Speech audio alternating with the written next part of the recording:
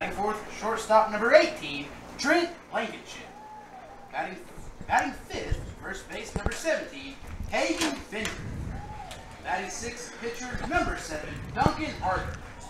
Batting seventh, second. Good afternoon, baseball fans, and welcome to Tootie Parsons Memorial Stadium for today's live broadcast between the Sparta Trojans and the Billings Wildcats. Right now, as the starting lineups are being introduced, we're gonna run down the lineups for today, along with the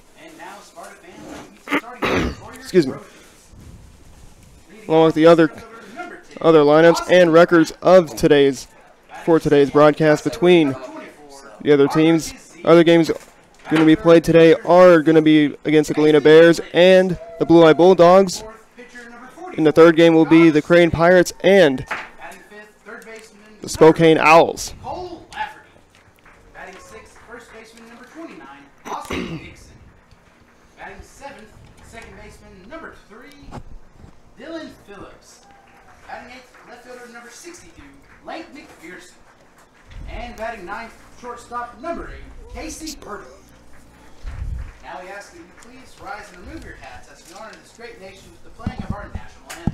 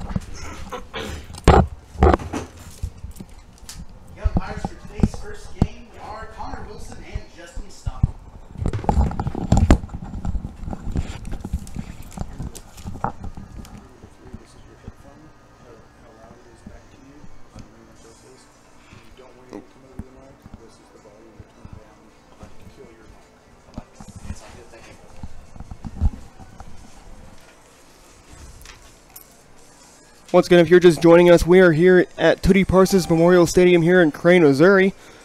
We're going to run down the lineups today for both the Sparta Trojans and the Billings Wildcats.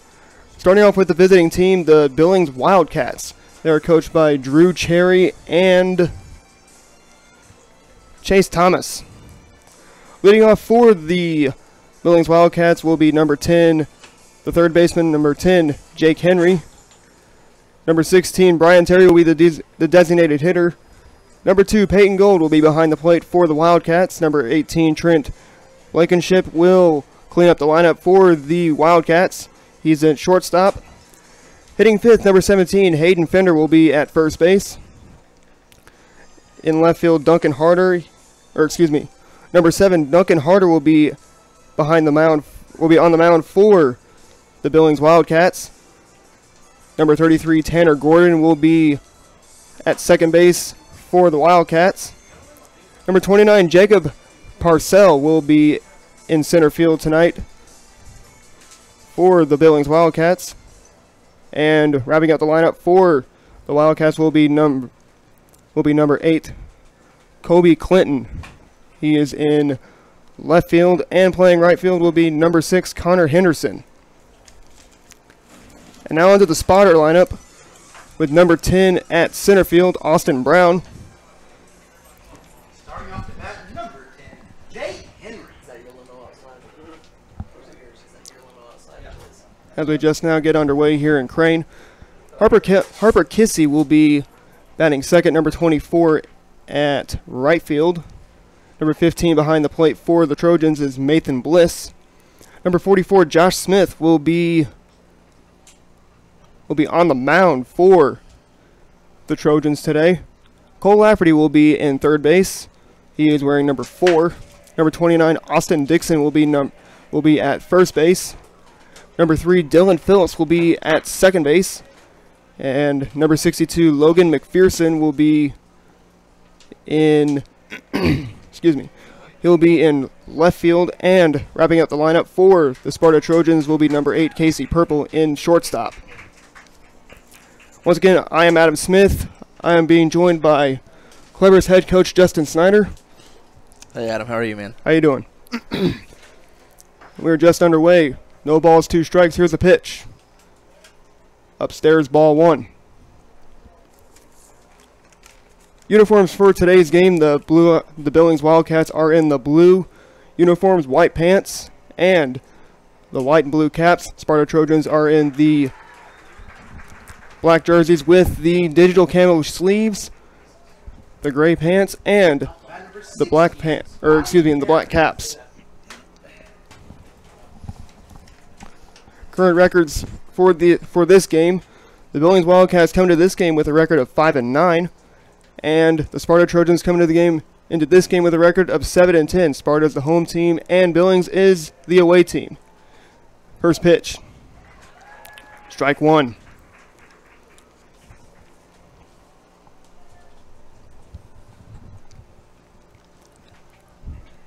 Here's the 0-1 pitch.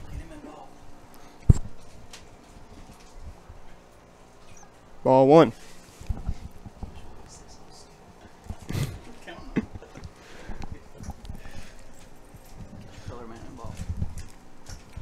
All right. You can give out the stats. Okay. Currently 2-1. No one on base. 1 out here in the top of the first inning. Upstairs, 3-1.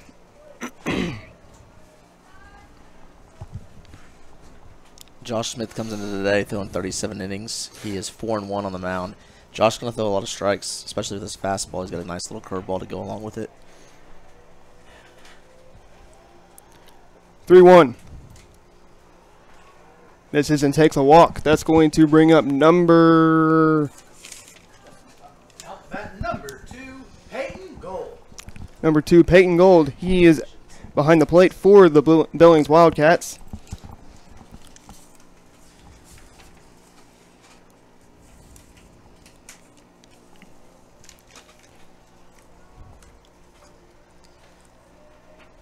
This is Billings' best bat here. He's got some pop in it. He can get some home runs too if he gets a hold of one. The first pitch to him. In the dirt, runner advances to second.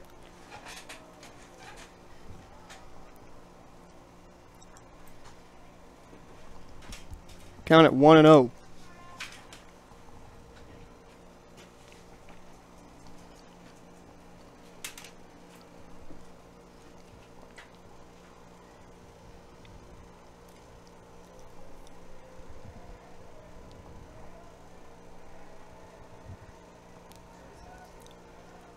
The 1-0.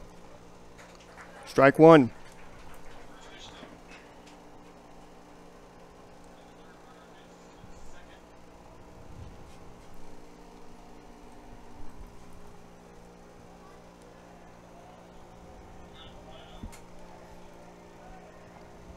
The 1-1. Swinging a little blooper. And caught by the shortstop. That's going to be the second out of the inning. And that will bring in number 18, Trent Blankenship.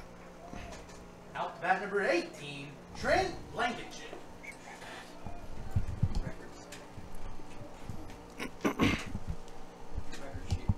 Oh, records.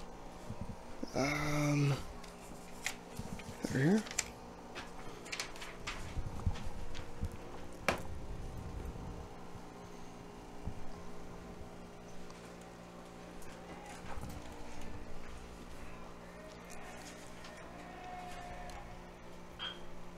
swing and a little ripper foul into down the right field line. Pitch going to be at 0-1. That pitch had first base written all over it, didn't it? It did. Just a little bit late on the fastball. Mm-hmm. Now, once again, if you're just joining us, I am being joined by Clever's head coach Justin Snyder. And we will not be seeing Clever today. They are having a first round bye in this SWCL tournament. They will be playing the winner of this game at C of O. First round 4:30 on, I guess semifinals 4:30 on Monday, and then the other semifinal games at 7. Between the winner of the 2 later games. Correction on that. That was my mistake. Oh, you're right. Just added in on Monday. Oh. Blankenship's down 1-2. Expect for something low or a curveball here. All right. Other announcement games going on in Major League Baseball action as the St. Louis Cardinals will be taking on the Milwaukee Brewers today at Busch Stadium in St. Louis. The Cardinals are 82-78 on the season, while the Brewers are 85-75. The St. Louis Cardinals are currently out of the playoff race in Major League Baseball. First pitch will be at 3:15 this afternoon, where it will be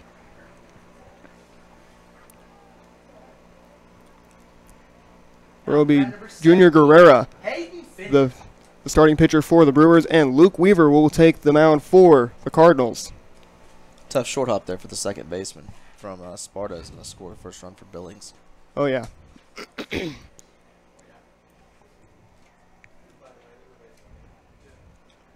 And the Kansas City Royals will wrap up the regular season with some interleague play as they will host the Arizona Diamondbacks. Taiwan Walker will take the mound for the Snakes, while Jacob Junis will take the mound for the Kansas City Royals. First pitch starts at 6:15 Central Time from Kauffman Stadium in Kansas City. Fender there single down right between the shortstop and third baseman on a fastball right over the plate. First and second for Billings now. All right. Currently the batter for the Billings Wildcats is going to be number 7. That is Duncan Harder. He is the pitcher today for the Billings Wildcats. Currently is no balls and 1 strikes on number 7, Devin Harder. Once again, he is a pitcher. 2 outs right now in the inning. There is 2 runners on. We're in the top of the first inning here.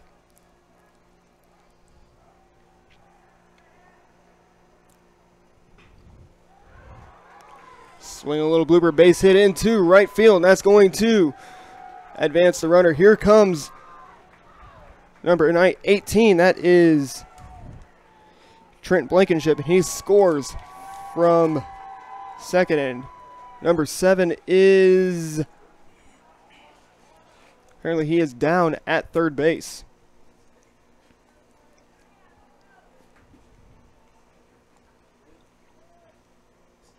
Third baseman's hurt sliding. I'm not sure what really happened. Seems to be okay. Looks like it's shoulder or arm. Maybe. Number 33, Tanner Gordon will stride in for the Billings Wildcats. Once again, he is at second base for the Wildcats. Current conditions here in Crane, it is under sunny skies. Temperatures at 75 degrees. With a humidity of 40%. Winds out of the east-southeast at 8 miles per hour. And there is no sign of precipitation here in Crane. Just a few clouds in the sky. And it's just a beautiful, beautiful day here down here in Stone County at Tootie Parsons Memorial Stadium in downtown Crane. So, Snyder, how about you talk about your season so far? We are 14-5 right now, and got the 1 seed. We're 6-0 in the conference as far as conference play went. Played pretty good. had a little bit of a dry spell a couple weeks ago. Just ran into some really good teams with Dora and Hartville, and we had beat them the week before, and then they had come back and beat us, and they just outplayed us. I mean, there wasn't really any other way to put it. We played really well. We've had a good fall. We've got a good mix of young kids and old kids, and everybody's contributing. And we lost our number one pitcher and our leadoff guy, Tyler Deepy, before the season even started. And we try to prepare our kids every year to know what next man up and next man in the lineup is going to be, and they've done a really good job of. We lost a guy that won 11 games for us last year between the fall and spring on the mound, and hit 370 in the spring, and so we lost an important piece of the puzzle, and the kids have done a really good job of picking up in his role, and he's starting rehab this week, so he should be good to start throwing again, probably around Christmas time. He's got a pretty long recovery as far as the knee injury goes in rehab, but probably around Christmas he'll start throwing a baseball again. Well, actually, he probably will start throwing before Christmas. He probably won't start hitting until around Christmas time. We got an injury issue here, though. Is it Caleb Harder? Duncan Harder. Hurt his shoulder sliding into third, and he's going to have to come out of the game, I think.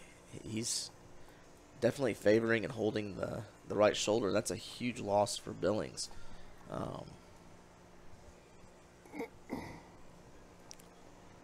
I'm not really sure what happened or how it happened. It just looked like it happened when he slid. Mm-hmm. So, but he's definitely holding the shoulder and in some pain.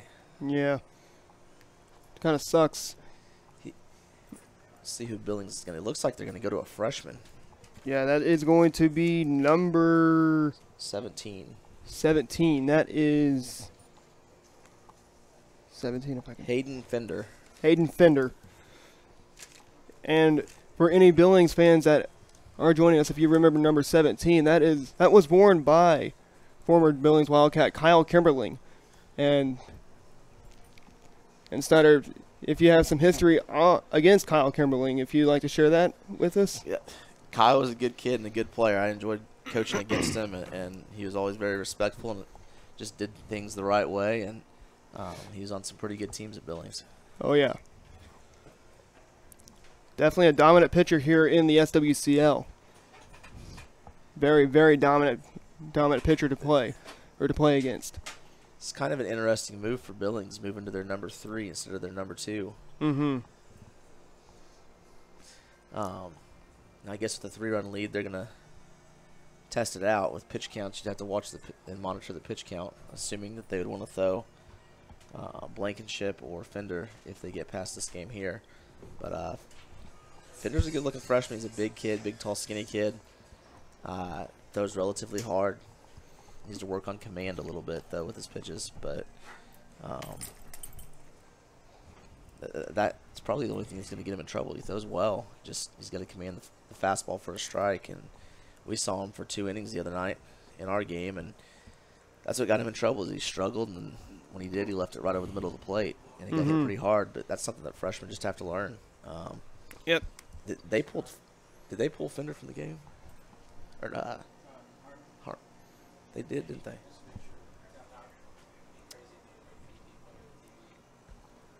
It looks like they pulled Harder from the game, Adam.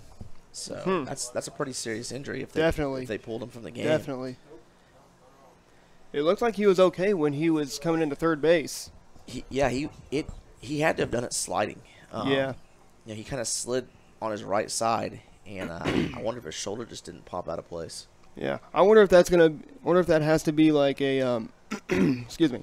I wonder if that has to be a warning sign for coaches to make sure like the pitchers don't slide in too hard so they don't damage their elbow before going out to pitch. I don't know if you'd ever tell a kid to not go 100. I think when you tell a kid to be careful of something, that sometimes that tends to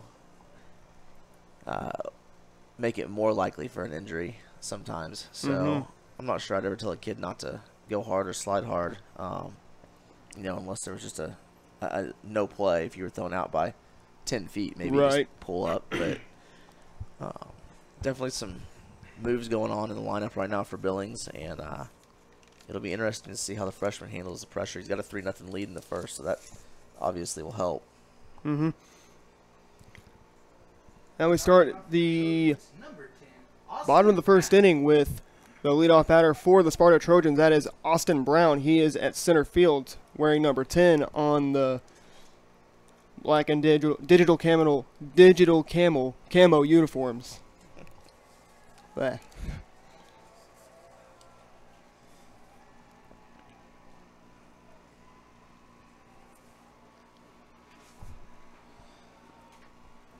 Brown's hitting 283 on the year, 368.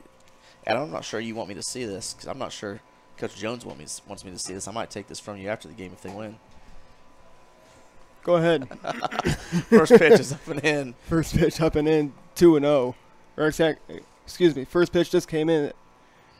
Second pitch up and in, 2-0. Once again, if you're not familiar with the SWCL conference, it's SWCL stands for the Southwest Central League. Current teams in this conference are Clever, Crane, Billings, Blue Eye, Sparta, Spokane. No Forsyth in this year. This is the second year without Forsyth after they dropped out of the conference and decided to have football. We're joining right with them. So this is our last year in the conference. Mm-hmm. Actually, ball hitting the left field hard. It's going to be down, for a double, as he is going to reach into second in there with a double. So Snyder, what conference are you guys going to be joining after you leave the SWCL? We are moving to the Mid-Lakes Conference, which will consist of Stratford, Fairgrove, Skyline, Pleasant Hope, Stockton, Ashgrove, and Marionville. And then, I think in a couple years, from what I've heard, if Pleasant Hope still continues their football program, then Forsyth kind of is left in limbo as an independent. And then if Pleasant Hope drops their football program or moves to a different conference, then Forsyth kind of slides into that that 8th spot. But right now I think Forsyth is still in the SWCL just in the fall. And I'm not sure what their middle school sports do. They may be an independent and everything else. I know they're an independent in football. Right. Right. Something tough for freshmen, I feel like, with the Fender kid on the mound is just learning to locate pitches. And at the varsity level, you leave a pitch at the belt like you did right there, it's going to get hit really hard. Exactly. And swinging a little blooper in to shortstop. He throws out the runner. That's going to be the first out of the bottom of the first inning. Outbound number 15, Nathan Bliss. And once again, if you are not familiar with this ballpark is a historic ballpark. It was renovated back in 2016, last year after the floods of 2015 around Christmas time that completely flooded out this ballpark. And it's a pretty crazy sight. Exactly. I just think an entire spring without baseball here at Tootie Parsons Memorial Stadium. This is Sparta's catcher. I don't have a first name, but last name is Bliss. Nathan. He's got some really with good an M. stats here. Nathan, okay. He's hitting 370 on the year. 6 doubles, 1 triple, and 1 home run with 14 RBIs. He's a very good catcher behind the plate. I think he moved in from somewhere. I'm not sure where, but he may have been there last spring too. But I know that he's new to the lineup, but he hasn't been there very long. He's been hit by a pitch 4 times, walked 6 times, and he has struck out 4 on the season. His batting out, his on base percentage isn't right. On base I'm not percentage. sure. It's not 170 if he's hitting 370. So Yeah. I'd say that's probably 470 or around that with. Yeah, probably with his walks. That's probably about where he's at. Oh yeah.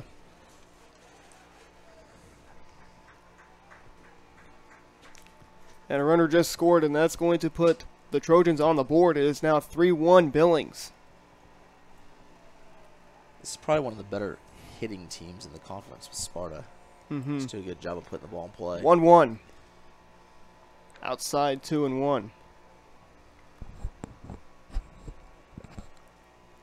Once again, the next games that are going to be coming up after this game will be Galena against Blue Eye, and then Crane and Spokane will wrap up today, the Saturday version of the SWCL tournament, before shifting to College of the Ozarks in Point Lookout, Missouri, just right outside of Hollister.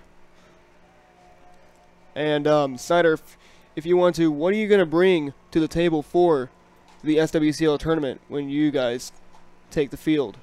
Hopefully we have good pitching. It's all going to start with that. Whoever we put on the mound is going to be expected to throw strikes, and the defense will have to back them up. We don't really have power pitching this year.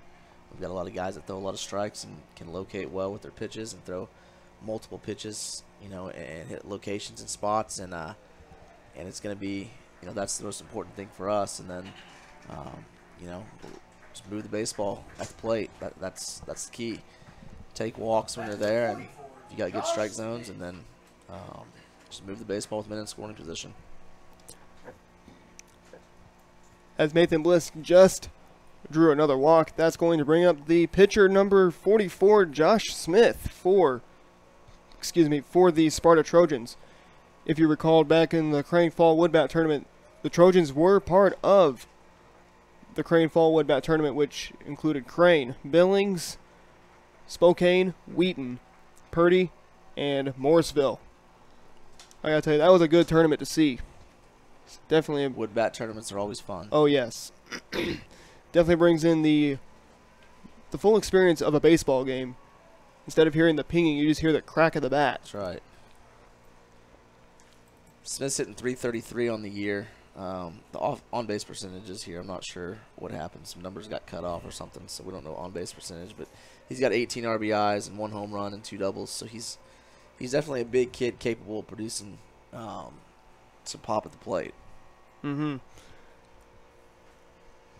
Count on him at 1-1. Currently it's 1 on, 1 out here in the bottom of the first inning. 3-1 Billings. Strike 2. And he is behind in the count now at 1-2. So far this this freshman that is on the plate, behind the mound, Hayden Fender, as that's going to be a strike him out as he swung at the curveball just low. Now to bat number 4, Cole Lafferty. As a Hayden Fender, he steps into the plate, he's the pitcher. So far, not too shabby for his first inning of work. Only allowing just 1 run, and already he's got 2 outs. But did give up a couple hits in the first inning. He did. He will. He's a freshman, so yeah, he'll still learn to locate. That was a good location there, though, low and away on the curveball. Oh yeah, especially with the 1-2 count. Especially with freshman high school pitchers, it's going to take them. They're just out there learning, learning pitch counts, learning their types of pitches, and then once they get to their sophomore, juniors, and senior years, they should already be ready to play varsity. It's a big jump. Exactly. From middle school baseball to high school baseball. Mm-hmm.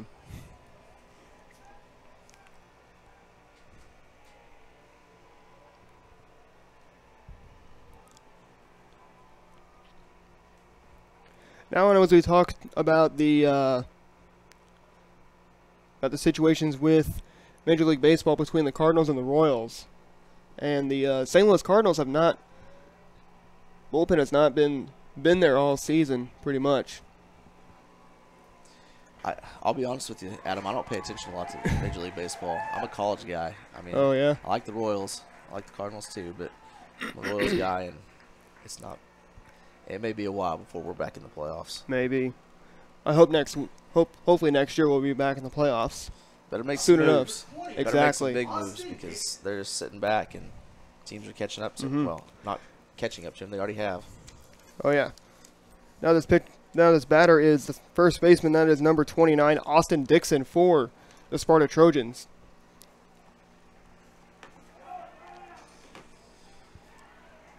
As he has appeared in 14 games, 41 plate appearances, ball in the 33 at dirt bats. at him, and runner at second tried to take third, and the catcher threw him out. Catcher threw him It's out. pretty close play. Very close Throw was play. high, and may looked like he got his foot in there, but Connor Wilson out in the field called him out. We've played one full inning. We go to the top of the second inning. Billings leads this one 3-1.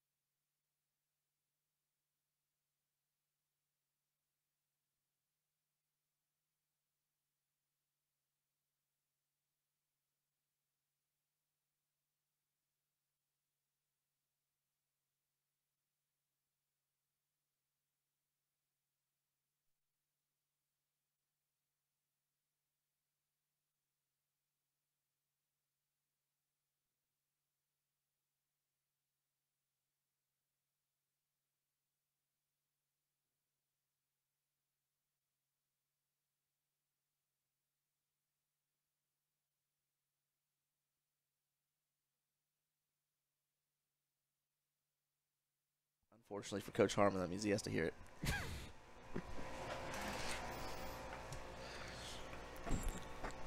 Top of the second inning kicking off here in Crane, Missouri. Wildcats number 29, Jacob Parcell. Jacob Parcell stepping into the batter's box to kick off the top of the second inning for the Billings Wildcats.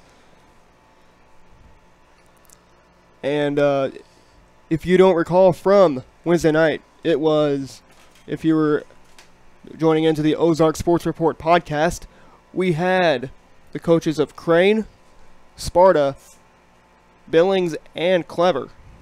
It's a good time, Adam. Thanks for having us. Oh, yeah, no problem. Mainly talking about their records, key players to watch out for in the SWCL tournament, as well as key pitching, key defensive moves. About being the top seed in the tournament, as well as what to expect being the host. Really good curveball there for strike three. Mm-hmm. Out to bat number 8, Kobe Clinton. Under that curveball strikeout, that's going to bring up number 8, Kobe Clinton, he is the left fielder today for the Billings Wildcats.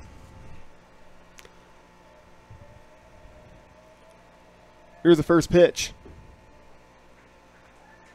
Strike one.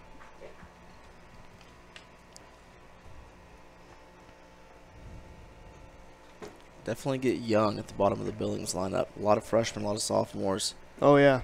I think he's a sophomore. He's a little bit more physically developed than some of the other ones, but they definitely get pretty tiny towards the bottom of their order. They do. Pretty good curveball there inside. Oh, yeah, inside. Ball at 2-1.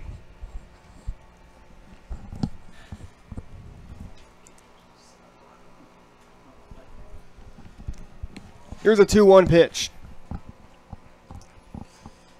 Swing a little blooper foul off to the right-hand side towards the Billings dugout. Definitely just a few clouds in the sky. Beautiful day. Definitely a beautiful day. Definitely a beautiful day to watch some baseball. The 2-2. You know what's going to be beautiful next weekend, Adam? What's that? Watching Oklahoma beat Iowa State. There you go.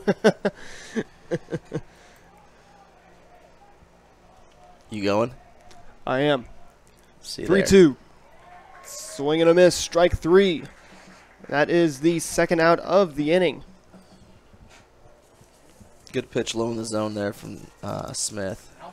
Starting to find his command and locate pitches a little bit better than he did in the first inning. Left a few pitches up and got hit hard, and then just a good job hitting by Harder to go the other way. Definitely good to kind of get those last 2 outs after a hard inning, giving up just 3 runs in the first inning. If you're just joining us, we are here in the top of the second inning. Our scoring recap is Billings scored 3 runs in the first inning, and Sparta scored 1 run in the bottom of the first inning. So all runs have come in.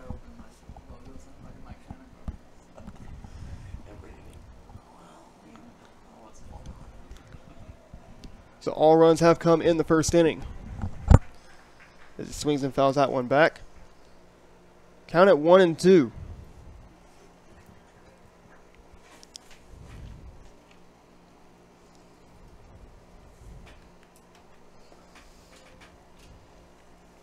So, with you leaving the SWCL, what is going to be the biggest challenge for you guys when you guys leave the SWCL? For a few years, the biggest challenge is going to simply be how big the kids are and how physical they are in the other conference. I think having come from the Mid-Lakes when I was at Stratford for 4 years, the biggest difference is just size and kid and the mental part of athletics. I feel like is a little bit different. They have a football mentality. It's a very come out and I'm going to crush you every night kind of thought process in the Mid-Lakes, and I feel like maybe mentally that is probably one of the bigger differences, along with the kids are just bigger. We went and played Fairgrove last year. We play a lot of the Mid-Lake schools anyways, but I didn't have one kid on my team that even came close to matching size-wise of what their athletes looked like. And, you know, we've done a pretty good job of Coach Stone, our football coach. We've got every athlete, but I think one in our baseball program right now, freshmen through seniors in a weights class, and that's a very, very good thing. It's going to be vitally important for us adding football. We just got to get bigger and stronger. That's the difference. They've got every team you see in the Mid-Lakes is going to have 1 to 2 kids throwing 80 plus, and they're a power hitting conference where I feel like the SWCL is more finesse and defensive oriented conference. It's the same way in basketball. You roll into basketball, and on the basketball court, it's going to be how physical can you get in the Mid-Lakes, and it's more finesse and athleticism in the SWCL. So it's going to be a big difference. It's going to be a big change for a lot of our sports.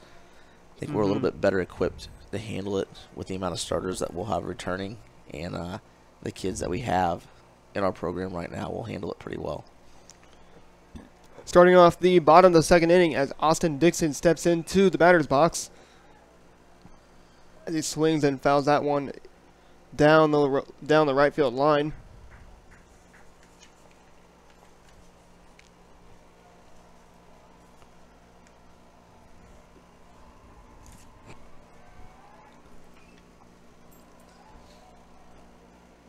Right there. Dixon's hitting .212 on the year, 5 RBIs. Is he the 7-hole hitter or 8? He is the 6th hole, actually. 6? Okay. He's hitting 6 in the lineup. Here's the 1-2. Swing and a miss, strike 3. And good curveball there. And that's going to bring up number 3. That's going to be Dylan Phillips, the second baseman. Bat number 3, Dylan Phillips. Phillips hitting 120 on the year. Doesn't have he does have a lot of bats. He's 6 for 50, 1 RBI. You know, Sparta's got several young kids. I guess we can look here. I know he was playing 2 freshmen when we played him. Of course, this is a junior, but I know at the bottom part of his order, he's got several freshmen. So, swung a fastball high there. My guess is the next pitch is a curveball low, or at least a curveball away. But we'll have to see. Let's see. And we don't have a radar gun, so we can't tell which pitch is which. But fastball right down the middle, fastball right there into center. That's going to be a base hit, and that's going to bring number 3, Dylan Phillips, to first as he reaches there for a single. And that's going to bring up number 62, Lake McPherson. He is the Out bat number 62, left fielder. Lake McPherson. Pretty sure that's not where Coach Cherry wanted that 0-2 pitch right down the middle. No. McPherson's hitting 188. He actually played with us this summer Really? on one of our middle school teams. He's a little guy. He is very little. Which he could make a...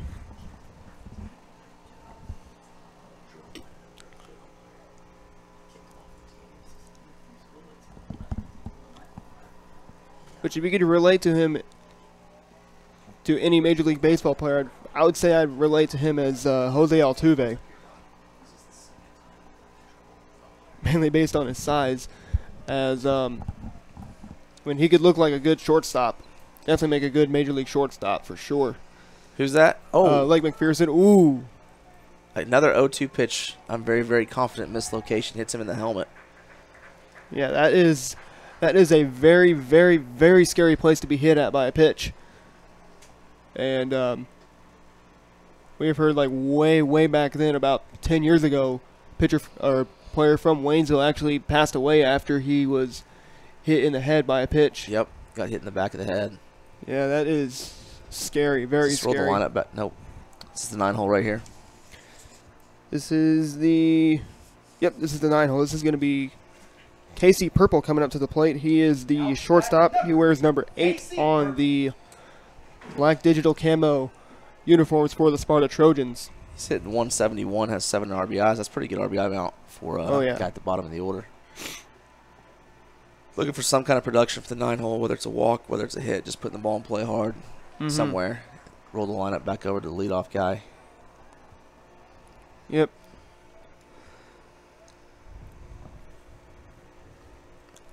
Count on him at 0-1. Little Lays down bunter. a good bunt. Good sacrifice, as that's going to be 2 outs as he advances McPherson to second. And that's going to bring us to the top of the order. That's going to be Austin Brown. He is the center fielder wearing number 10. Austin Brown. Hitting 283. It's a good position. McPherson can run a little bit, so anything that gets through the infield probably scores 2, ties the game. Roll the lineup back over to your leadoff spot sometimes. If your 9-hole's been struggling, that's maybe the most productive thing you can do is lay down a sack bunt. First pitch to him inside. 1-0. Probably would have liked that bunt to be down the third baseline to make the third baseman make a choice to come get the ball or not. But young kid, 9-hole, get it down. That's probably the most That could get important the cut, and that would get the lead off, man. Yep. As always, you want to throw to your lead runner. Definitely throw the lead runner because that takes away the scoring position or the scoring advantage from the other team. The 2-0. Strike one. Fastball. Not sure why the second baseman's working with Fender in the windup, but it leaves a pretty big gap on the right side. Oh yeah, I'd go in the stretch if I had a runner at second or even a runner at first because from the stretch you would that could have an advantage if you got to pick off the runner. 2-2 count. The 2-2 swing, little blooper. That's going to be trouble. Trouble, and that's going to score a run. Score a run, and that's going to make it 3-2 Billings. That scored in number 3, Dylan Phillips. And now we got runners at the corners with number 24, Harper Kissy, the right fielder for the Trojans. Kissy, just a freshman, hitting in the 2 spot. Hitting 286. Pretty good numbers for a freshman. 286 and 8 RBIs, 2 doubles. Wouldn't be surprised here if we see some movement. Here, get a walk-off here from the runner. It's going to score. Little pickoff attempt. Get the out. And he is going to be not sure why he went in out. Standing. And the slid, he may have been safe. We've played 2 full innings. We go to inning number 3. Score is now tied 3-3.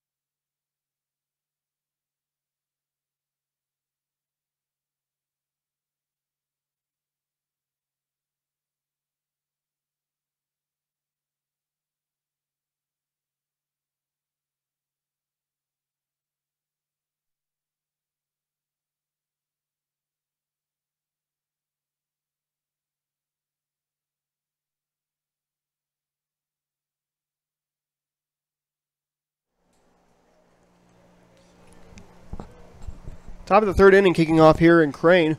Once again, if you're just joining us, these teams that are playing is currently Sparta and Billings. First batter for the top of the third inning is number 16. That is Brian Terry, the designated hitter for the Billings Wildcats. Freshman. I remember him last Tuesday. He put the ball in play well for a freshman. We threw our number 1, and he did a pretty decent job putting the ball in play. Mm-hmm. Count on him at 1-1. Once again, if you're going to be sticking around with us, our next games will be Blue Eye and Galena. Those are going to be the next games coming up after this game. Should be a good one. Mm-hmm. Interested to see if Blue Eye comes out and throws Ryan Reagan, or if they try to get by and hold off on using him. He's definitely the number 1 pitcher, but maybe they roll the dice. Mm-hmm. I'm pretty sure we'll see Sarton from Galena, but we'll see what happens. Swing and a miss, strike 3, and that's going to be the first out of the top of the third inning. Stepping up to the plate, number 2, Peyton Gold. Peyton Gold now the batter for the Billings Wildcats. Substitutions for these two teams. For Billings, it is number 13, Nate Hunt. Number 13, Nate Hunt. He take Harder's place. I think so. Okay. Number 11, that is Grant Seeger. And number 12, Andrew Pierce. Gold, the best bat in Billings' lineup. I think he grounded out the shortstop. No, yeah, he grounded out the shortstop last time, but definitely some decent pop. Good-sized kid. Mm-hmm. Only a junior.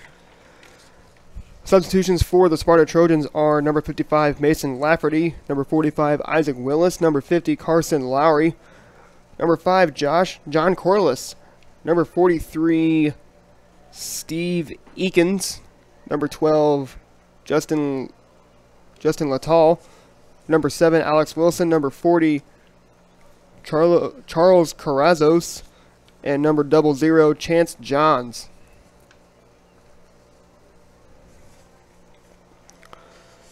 The 3-0 pitch from Smith.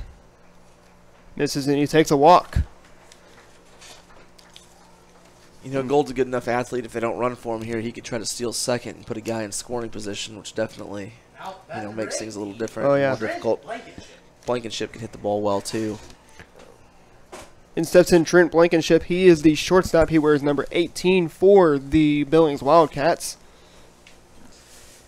I'm not sure what moves Billings made when Harder came out, but, it definitely can affect your defense a lot. Exactly. Just by pulling a guy and having to put a guy on the mound that you hadn't expected to. And I'd be willing to bet that they probably didn't practice moving guys around yesterday. And hopefully, Coach Cherry and Coach Thomas, work with their kids on what happens if every kid gets hurt. I don't know. We've started doing that the past couple of years. There goes the runner. There goes the runner, and he is going to be safe. I think the more high school kids can understand who's going to take what place if somebody does get hurt and something bad does happen. Oh, yeah. Just the more calm they stay during the game. So we definitely started doing that last year, and we got hit hard with the injury bug last fall and lost 3 starters in the first week and a half of the fall, and it ended up helping us because the kids just stepped right in and they knew who was going to take whose place, and it's just a quiet confidence that comes about. The 0-1. Kids. Swing and a miss, strike 2. Really good curveball there. I wouldn't be surprised if we see another curveball here. Or he might go fastball up. Oh, yeah.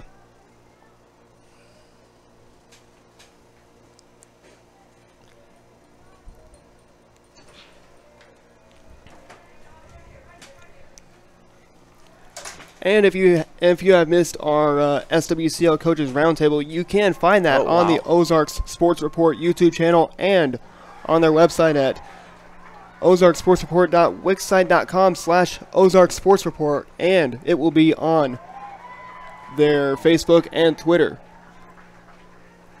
That was where we sat down with coaches Brian Harmon, Justin Snyder,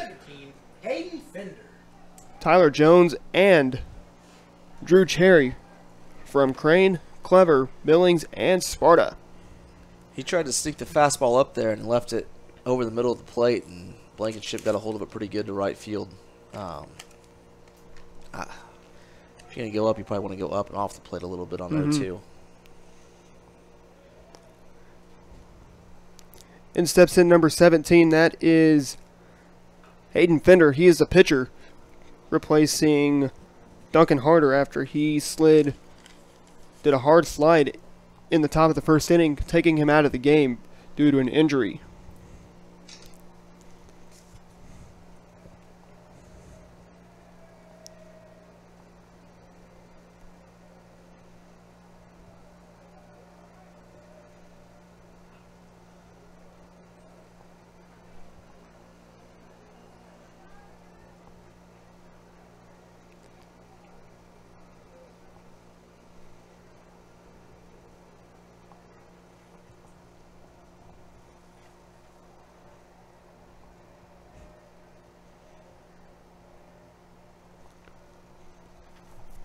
The 0-2 pitch, swinging a mile high into foul territory, and that's going to be a foul ball.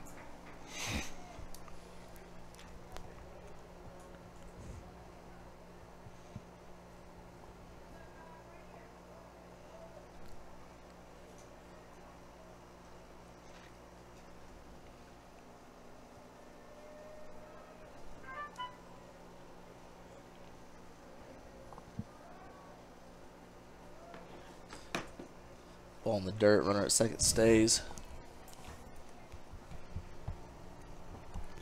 Recap of our scoring in this game. Billings scored three of their runs in the top of the first inning. Sparta answered in the bottom of the first with 1 run, and then tied it up in the bottom of the second after a scoreless Billings second inning, scoring 2 to tie it at 3. And now Billings has just scored to regain the lead.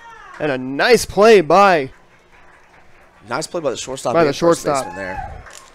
To get the runner at first for the second out. And he made a really good play over at shortstop, and that's going to bring number 6. That is Connor Henderson. Ball was hit well at the shortstop. Shortstop made a nice play, dropped the ball, but made a great job or a great play. Saved a hit for sure. Definitely saved a hit. Got up quick and kind of drew the first baseman off a little bit. The first baseman, quick feet and athletic feet, got his foot back down. Pass ball between the and that's going to pretty close play there at third. You're going to get that with backstops that are not too far away from home plate and that don't have padding on them, where it's just concrete. It's very scary as a coach to go to places. It looks great, but without the padding, the ball can ricochet off the backstop really hard. Yeah, and that could take out a player for sure. Adam will be right back, okay? All right.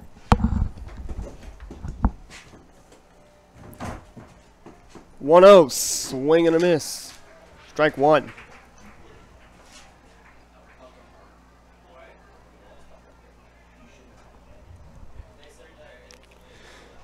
Currently 1 runner on third. It is 2 outs. 1-1 count for the Billings Wildcats. The pitch from Smith. Swing and a miss. Strike 2.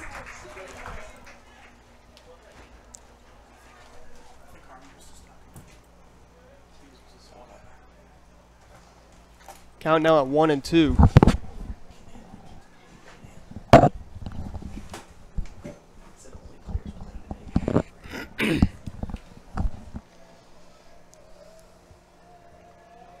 The 1-2. Pass ball in the dirt, and that's going to bring in number 18, and that is Trent Blankenship scoring from third on that pass ball, and that is now making it 5-3 Billings over Sparta. Once again, if you're not familiar, the winner of this game will be taking on Clever at C of O.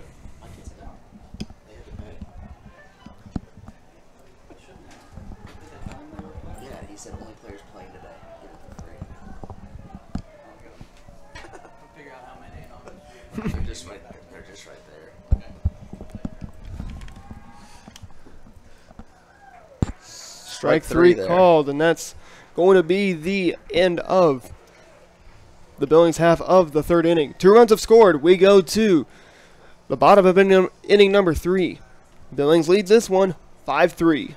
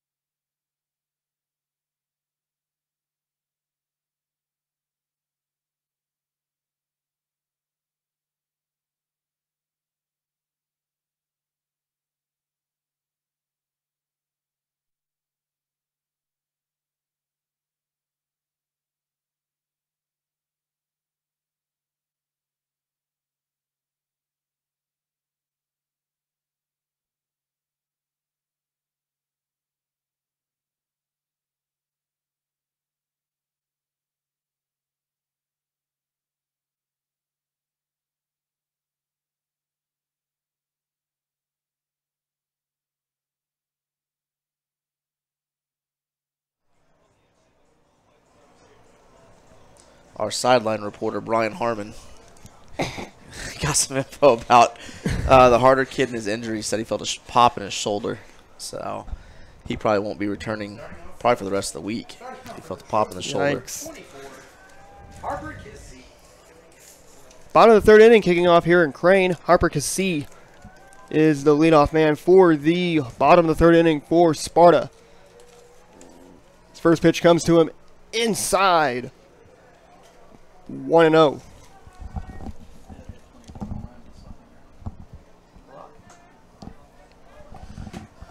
Definitely had to back out of the way for that. The 1-0. That hit it. Inside. I don't know, kind of Umpire like flinched, and I don't think he saw it hit him, but that definitely hit his jersey. Either that or he may have backed out of the way again. Inside 2-0. The 2-0. Half swing on that one. 3-0. He actually called that a strike at him. He said Strike. He said he went around trying to get out of the way. Went around. Strike one. The 2-1. Way outside. 3-1.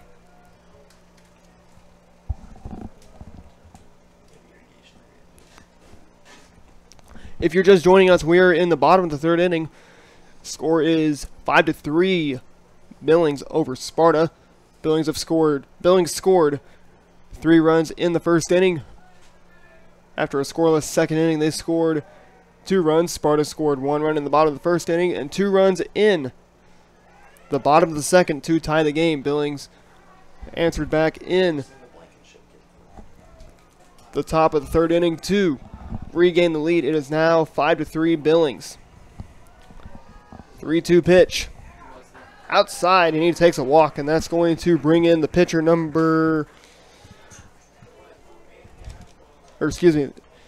that's going to bring in the catcher number 15, Nathan Bliss. Out batter 15, Nathan Bliss. Bliss definitely has some pop in his bat. The catchers looks like they're just setting up over the middle of the plate, so I think that's why we've seen some balls get hit pretty hard. Some balls have been left at the belt, at the belly button, and that gets hit pretty hard. Oh, yeah. High school baseball.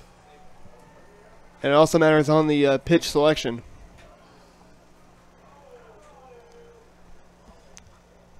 Fire's definitely given the belt high strike today. Count at 1-0 right now on Nathan Bliss. 0-1. Scoreboard malfunction. Better than a wardrobe malfunction, though. Mm-hmm. That may be the best one-liner of the day right there. Mm-hmm. Ball hits him on the arm. Ball hits him on the arm, and that's going First and to second, no outs. make it first and second, no outs. Good bat coming up, and Josh Smith. Oh, yeah, It's a big dangerous bat. spot here for Big a bat. freshman. Bat number Big bat, big kid. A lot of power. Oh, yes. Definitely, I could definitely relate to him as a Matt Adams right now. High school version of Matt Adams right now. Josh has progressively just gotten better and better every year in his high school career. And he's gotten stronger as well. Definitely. First pitch to him. Strike one. That ball hit the dirt, and it was called a strike. Ball hit the dirt. We'll chalk that up on the blink. Oh, yeah.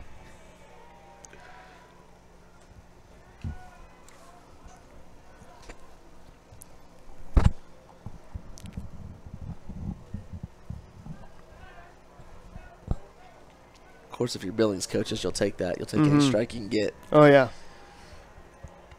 Holding him on first base, throwing on second, too.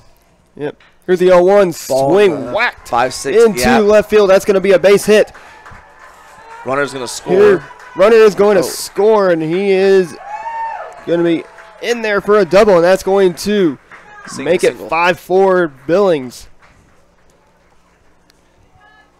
Now with runners on first and second. At number 4, Cole Lafferty. That brings in Cole Lafferty, and that was Harper Cassie scoring from third. He's a good athlete. Lafferty's a good player, too. On that RBI single. Like oh, yes. every year, and Harmon probably can attest to this, too. It seems like Sparta's got 2 or 3 kids that are fifth-year seniors. At least it seems like it. Every year, the names just don't ever graduate. Mm-hmm. I felt like old Donnie Peabody was around for 6 or 7 years. Yeah. Wonder what he's up to now. Ball hit down the left field line. Ball Fair. down the left field line. Fair That's gonna ball. That's score going one. to score one. Here comes Bliss. And he is going to be waved in. And they're going to put the brakes on Smith. And that's going to make it another tie game again. As 2 runs have already now come across the plate in the bottom of the third inning. For Sparta, it is now 5-5. Now I can see. Now let's see if 5-5, no outs. No trip to the mound, letting the catcher take care of it. He's going to go ahead and I think.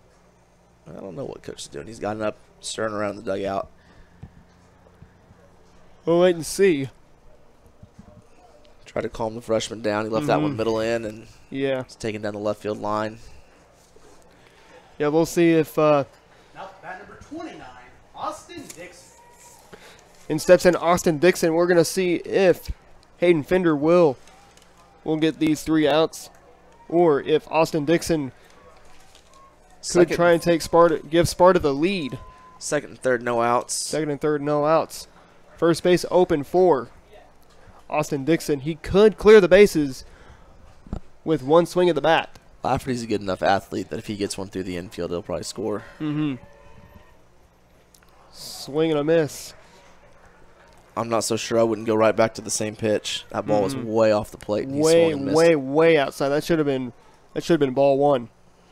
Now he's behind strike 0-2.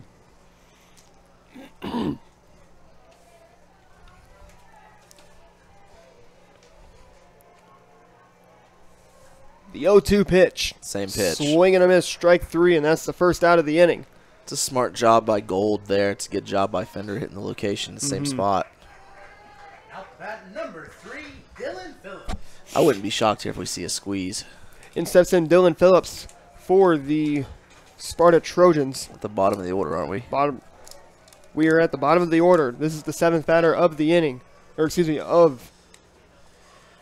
for the Sparta Trojans. 7th man. Definitely flying open on the curveball. Fender's throwing it. That was a pretty good pitch right there over the plate. Last 2 pitches, he did a good job locating away and off the plate. Now an 0-1. Here's the 0-1 pitch. Swing a little blooper. That's going to be down. That's going to score Smith. Here comes Smith as he trots in. Here comes Lafferty. And that is going to make it now 7-5 Sparta as they as they just snatched the lead away from Billings after now tying the game here in the bottom of the third inning. Lake McPherson. And that's going to bring in Lake McPherson, the left fielder for the Trojans. Freshman here, good speed.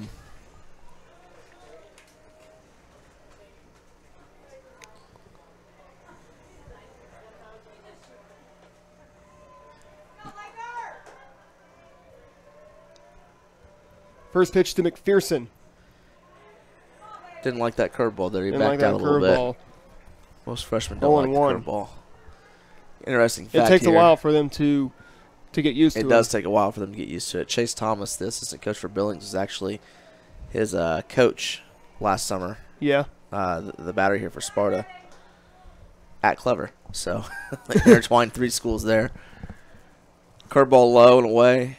1-1 count, 1 out. Runner on first base for Sparta. Mm-hmm. Big inning for them, 4 runs. Done a good job of moving the baseball and hitting the ball hard on the line. Mm-hmm.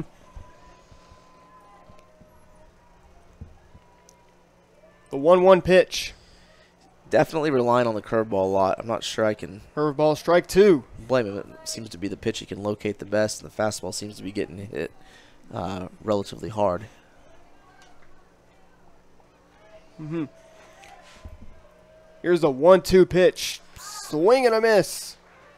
Strike 3, and he is down on strikes to make it the second out of the inning. That's going to bring in number 8. That is Casey Purple, the shortstop for the Sparta Trojans. At number 8, Casey Purple.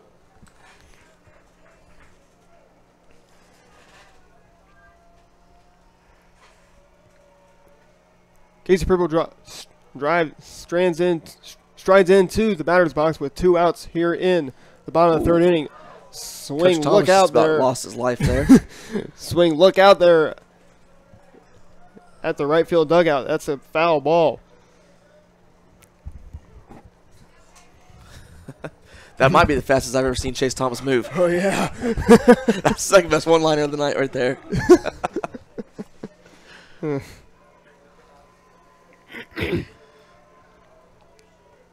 First, or the Decent 0-1. curveball there. Inside. Wouldn't be shocked right here to see the 1-1. runner on first base take off. Try to make something happen, put him in scoring position. Mm-hmm. It's a good count to do so, especially with him relying on his curveball so much. Oh, yeah.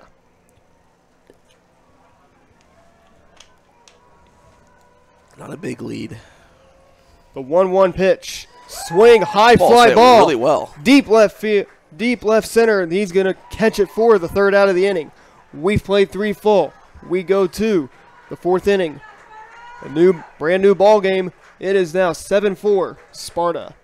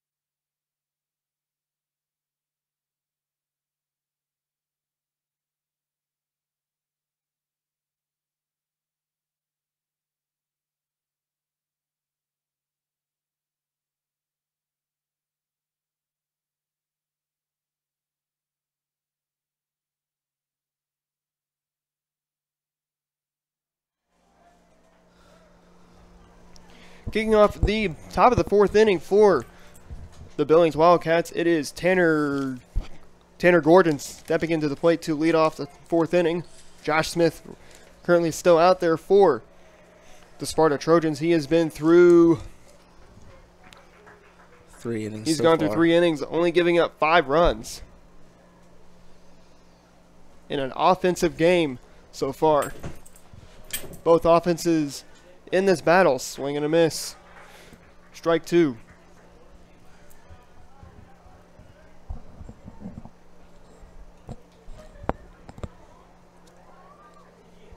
Count at 0-2. Here's the 0-2 pitch. That ball Swing, smoked. high fly ball into Just short of the wall. just short of the Could have wall. play at second. And that ball had home run written all over that one. I think last year that might have been out. Oh, yes. So, yep. Good job by the second baseman there, knocking down a off-center throw and a throw in the dirt. That's Right. going to bring in number 30, or excuse me, number 29, Jacob Parcell. Jacob Hartzell. Once again, he is the center fielder today for the Billings Wildcats. Second baseman did a good job knocking that ball down because the right fielder hadn't moved. So,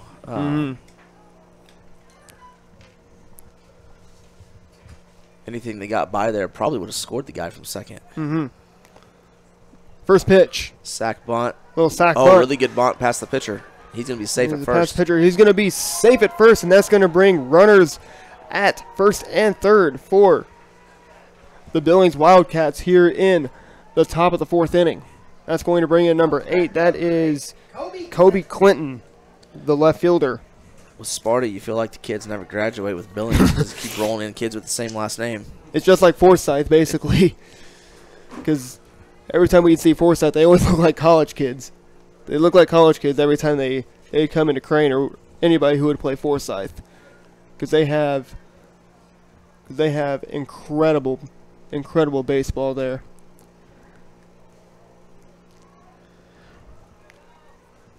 Oh, Ooh, I think the umpire in the field thought the throw was going to second and had his back turned possibly because it's a pretty close play at third base, and the fans definitely thought that he may have been out right there. It was a good snap throw from the catcher. Second and third now. Everybody's in but the second baseman and first baseman. here's the 0-1 swing. You'll have a play at the plate here. Here's going to be a play at the plate. He is Out. out. Good throw there by the shortstop. That saves a run for sure. Definitely saves a run. Going to have first and third again. Wouldn't be surprised here if Billings puts something on. Number 10, Jake Henry. I wouldn't be shocked to see another bunt. Bottom of the I know, order, me you have too. a freshman up to bat. We'll just wait and see. Could always do a safety squeeze if he puts it down the line. You don't have to send the runner, but have yeah, the that- runner go on the throw. That brings us back up to the top of the order. That is Jake Henry now, the leadoff batter for the Billings Wildcats. He is wearing number 10. He is at third base today for the Wildcats. Third to first Little- move there. I wish they'd ban that move.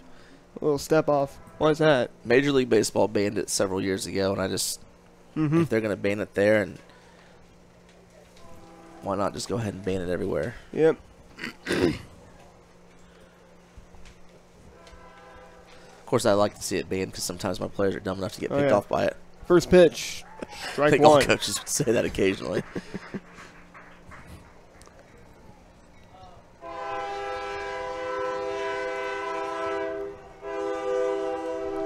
If you can't hear the baseball game, you can probably hear the train. Yeah, the train is currently passing by us right now. Currently back to action. We are Runner at first In. looks like he's going to be going here. Yep. in the top of the 4th inning. Ball was cut off there by the shortstop. Cut off by the shortstop, and both runners are still at second and third. Still one out.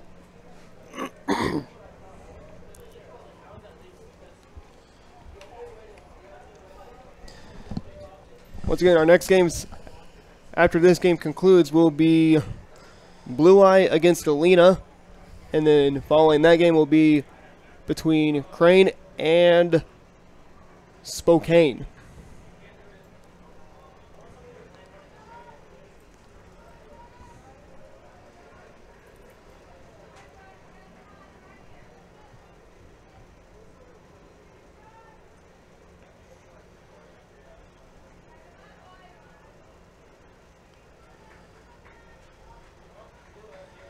Second and third, one out, 7-5 Second, third, game. 1-2 pitch. Swing a Oh, little big ground hop ball. there. Blooper into left field. That's going to Score make it now one. 7-6. Now Sparta over Billings Up bat after an number error 16, by Brian Terry. the third baseman. That is Jake Henry, or excuse me. That is Cole Lafferty who had made that error. This is number 16, Brian Terry, now the designated hitter for the Billings Wildcats. First and third again. I'm sure we'll see him on the run here pretty soon. Mm-hmm. I wouldn't doubt if Sparta does the cut play again at the shortstop, cut in front. See if they can get the third. There he Here's goes. the first pitch. Swing and a base hit into Oh, it's gonna get left past the field. left That's going to be fielder. past the left fielder. Here comes the runner, number 8. That is Colby Clinton, and here comes number 10, We Jake got a Henry. And wild that throw is, here. and this game is, Sparta just took the lead, or Billings just took the lead, 8-7. It's gonna be a high-scoring and game. Billings is now retaking the lead. It's now 8-7 Wildcats over the Sparta Trojans now. 2, Peyton Gold. And I can tell you, we're going to be in for a treat for this game. We might be here till I might have to leave you after the first game. What's that? I got a date with my wife for the first time in a month and a half at Maria's Mexican restaurant in Springfield tonight. Sorry, Adam, but Maria's and my wife are I guess I have to do it a solo. little better again. looking than you when I'm looking at in here with you and Harmon and everybody else. So I'm going to have to choose the wife here in a little while. Oh, boy. Yeah, I probably work there. Okay, you can whip you up some Mexican.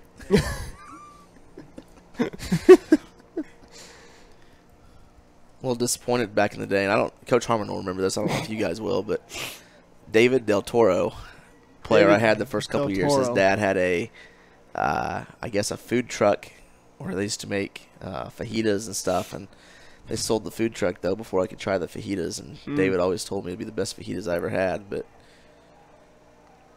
I don't know. Maria's is pretty far up A there. 1-1 pitch. Swing and a miss. Strike 2. That could be your first advertisement. I just gave him a free plug right there. Maria's. Maria's, Springfield, downtown. Great Huh. Mexican food. Alrighty. Hi to Colby Elrod. I can hear him through the headset out in the stands. I had just texted him a second ago and said I can have my headset on and I can still hear you. That means you're too loud. And then I hear a hi, coach. Good curveball there. Called for a ball. Count now at 2-2. Currently, we are in the top of the 4th inning. 3 runs have already come across here in the 4th inning. Billings now leads this one 8-7.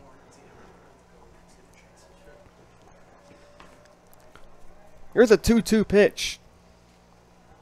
Inside 3-2. 3-2, best hitters at the plate. Scary spot with 1 out. Mm-hmm. Doesn't get much easier behind him with Blankenship, but I Oh, would yeah. definitely be careful here and probably stick either inside or out. I definitely wouldn't be throwing him anything over the middle. Maybe a curveball here on 3-2. Maybe. 3-2. Outside, and he's going to take a walk. Ball 4. Things are going to start getting interesting. Pitch counts are starting to get up there with the high-scoring game, and both teams trying to save pitching, and Billings already moving to their number 3 with the absence of their number 1 getting injured in the first inning on a slide. So I'm sure they'll both ride out their starters as long as they possibly can, but in a high-scoring game, pitch counts are going to get driven up, and of course that doesn't break my heart any, but it definitely comes down to a numbers game more than it ever has. Trent Blankenship now the batter for the Billings Wildcats. He is the shortstop for Billings. He wears number 18 as he strides in to the batter's box. Currently behind in the count at 0-1. Here's the 0-1 pitch. Swing and a miss. Strike 2. Big swing right there. Big from swing by Blankenship. As he was He was just trying to put it up 11-7 right there. just a bit tardy on that one.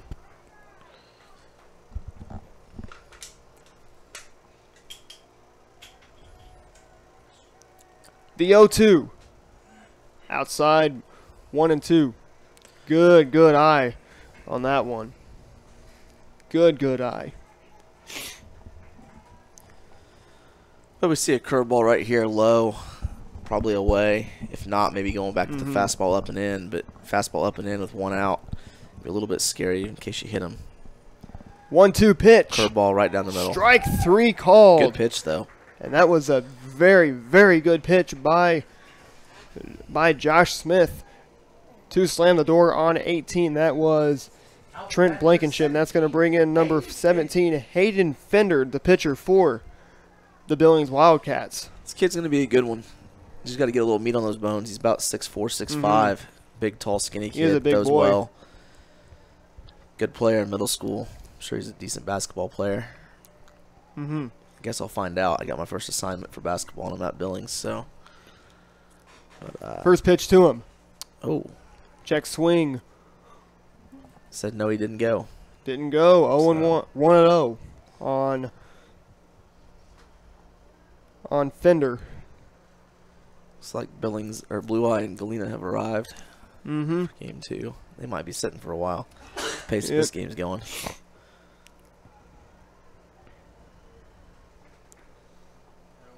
Pitch coming in at 2-0.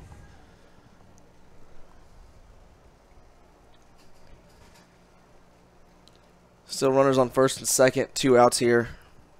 2-0 count here to Hayden Fender. Here's a 2-0. Just to get me over strike there. Strike 1. Probably like to see the. I think he's the 5-hole hitter, isn't he?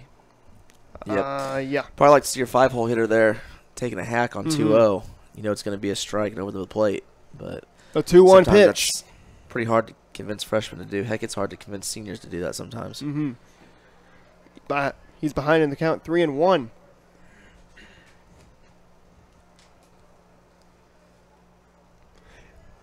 Recap of our scoring for this game. 3 runs have come across the plate for the Billings Wildcats in the first inning.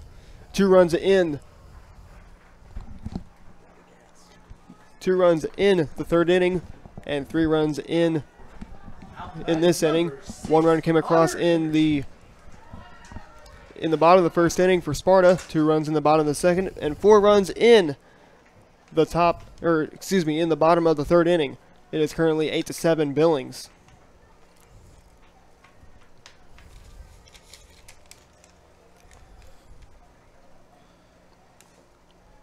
First pitch to number 5 6. straight That balls there. is Probably a good time for the catcher to call time and go talk to his pitcher and calm him down. that is Connor Henderson, the batter for the Billings Wildcats.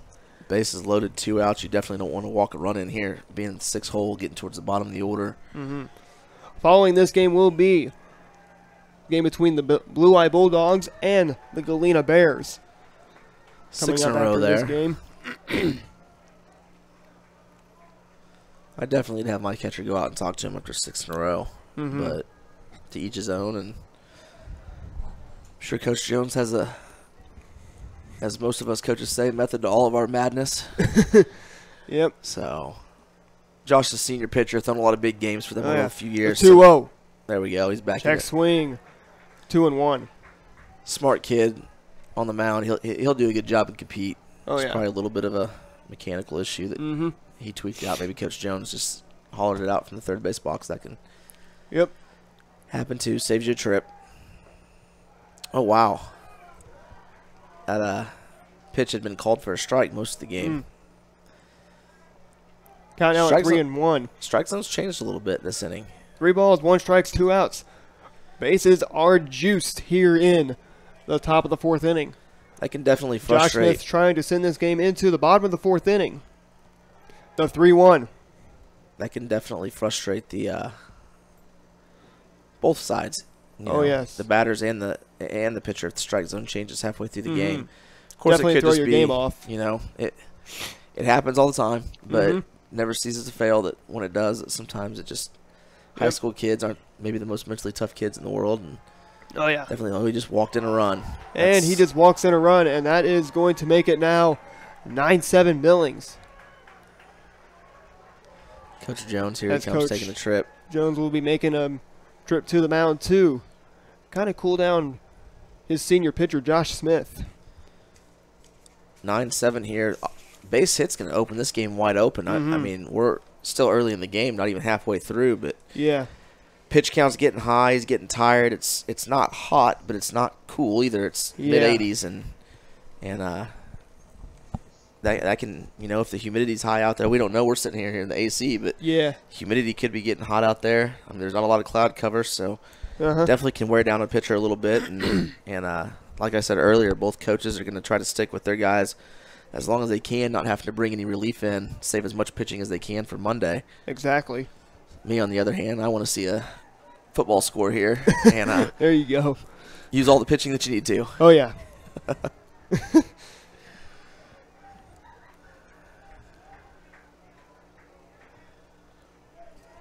33, Tanner Gordon, sophomore. I'm not sure where he's playing, but sophomore up to bat here. Hands over the plate. Ball up. I'm not real sure where Sparta would go to in the relief here. I know Lafferty and Bliss can both pitch a little bit. Oh, yeah.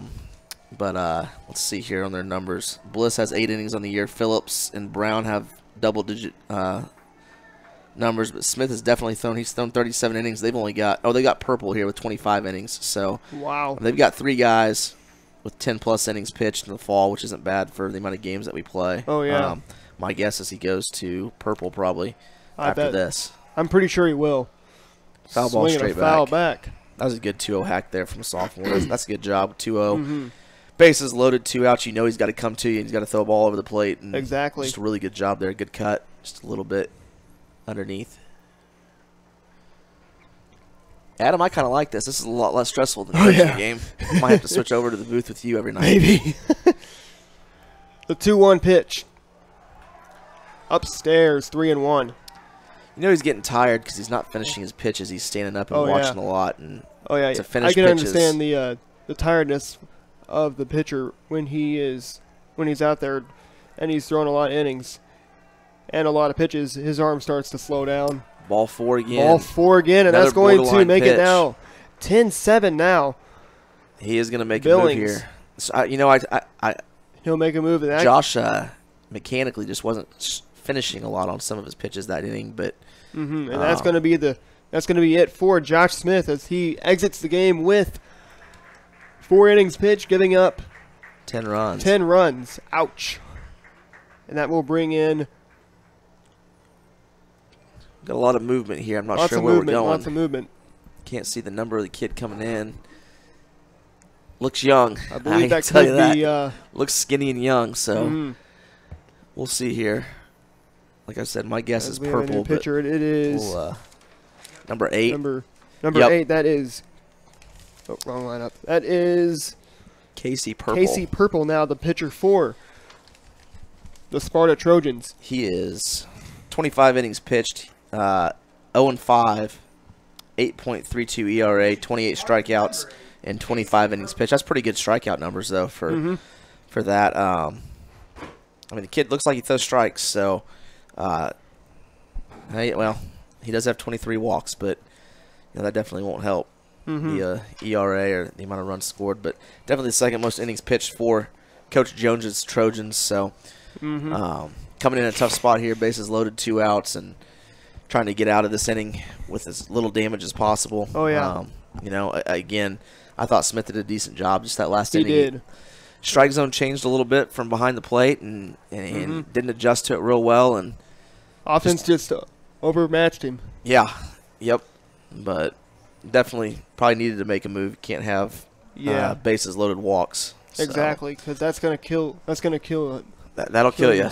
team. Walks is the only thing you can't defend against. Oh, yeah. So Oh yeah. kid puts a ball in play, you at least have a shot to make a play. But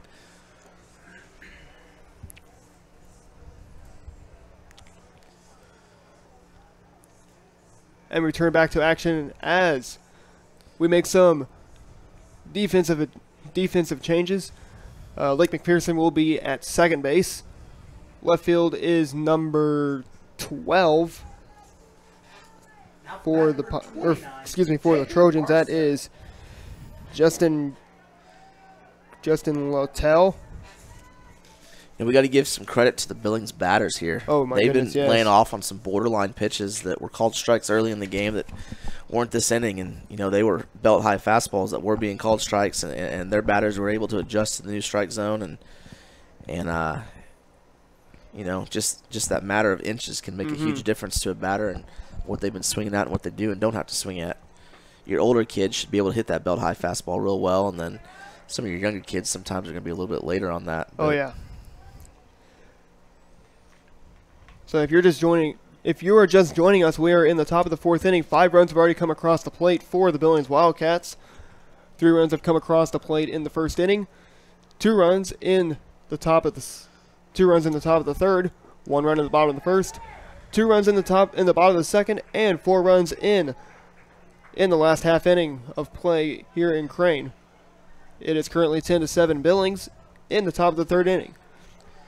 Finished on a lot of pitches, and I haven't seen him go out and throw. He's been sitting for about 25 minutes here. His pitch count is probably in the 60s right now at minimum. So, maybe we'd like to see him get up and play some catch, sitting down for 20-25 minutes, tighten up a little bit. Of course, they're a lot younger than we are, so they don't get as tight. Well, me anyways, don't get as tight as fast. Swinging a high fly ball, foul ball. Not another windshield broke. That's good. Yikes. Saw a couple of those on Tuesday night. Mm-hmm.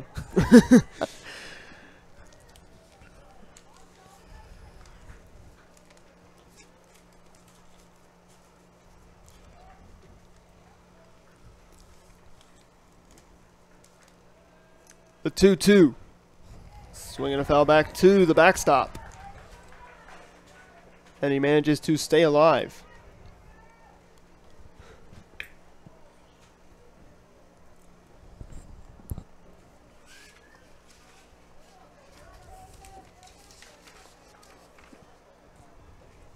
Correction on the new left fielder for the Sparta Trojans. That is Justin Luttrell, or Luttrell, however you pronounce that name.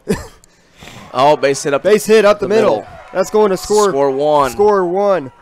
That is going to make it now 11-7 Billings over Sparta right now here in Would have been interesting there to see what would have happened if Billings would have sent the kid. The catcher actually ran into the guy that scored picking up the bat. If he'd have dropped the ball, I'm not sure if that's interference or what that is, but luckily we didn't have to. The starting pitcher for the Sparta Trojans has now moved to first base. That is Josh Smith. So lots and lots and lots of defensive moves here in the top of the fourth inning.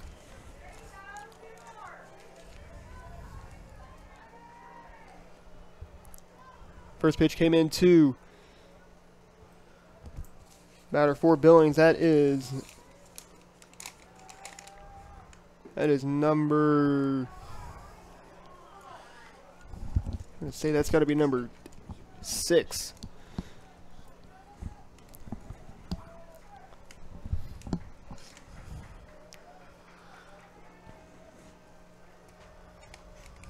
Here's the 1-1. Or excuse me, number 8. Gonna have a tough play. Tough play.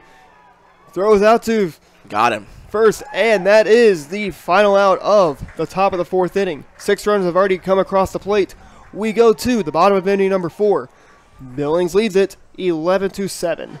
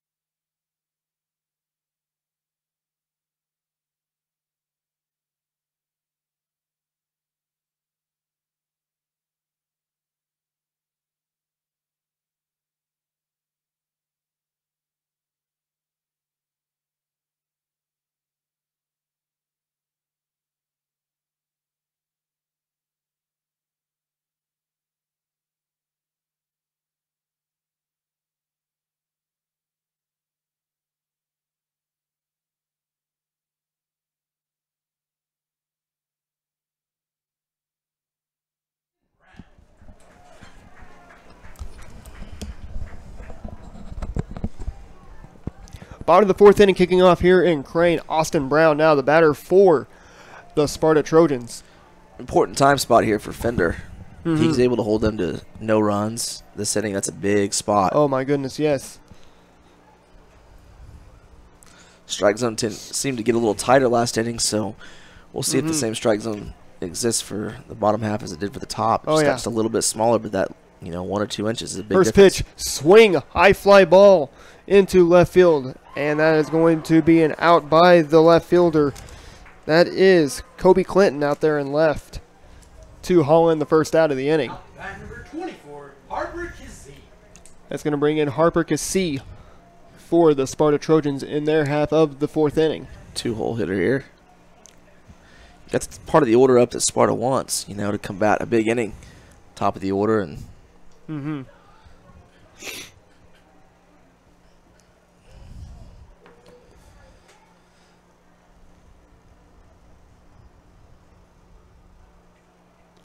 Count out 1-0 on Harper Kazee.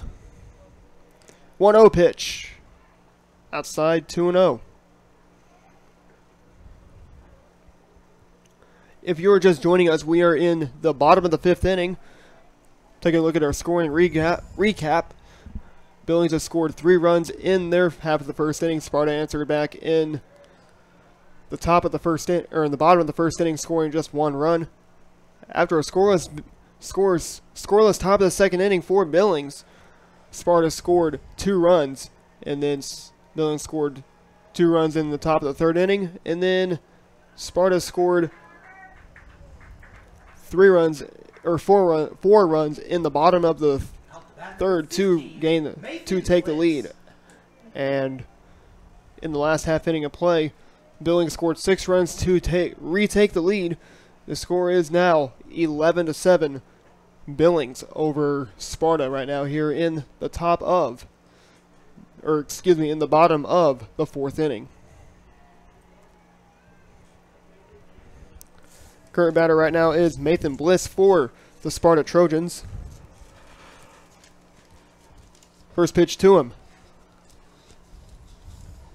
1-0.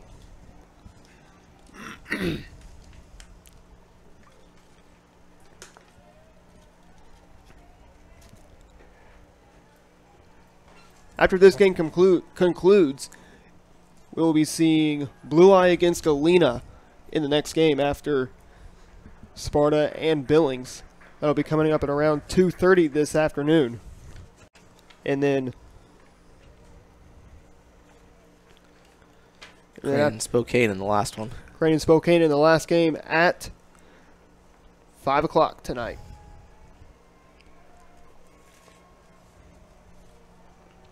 Here's the 2-0 pitch. Outside 3-0.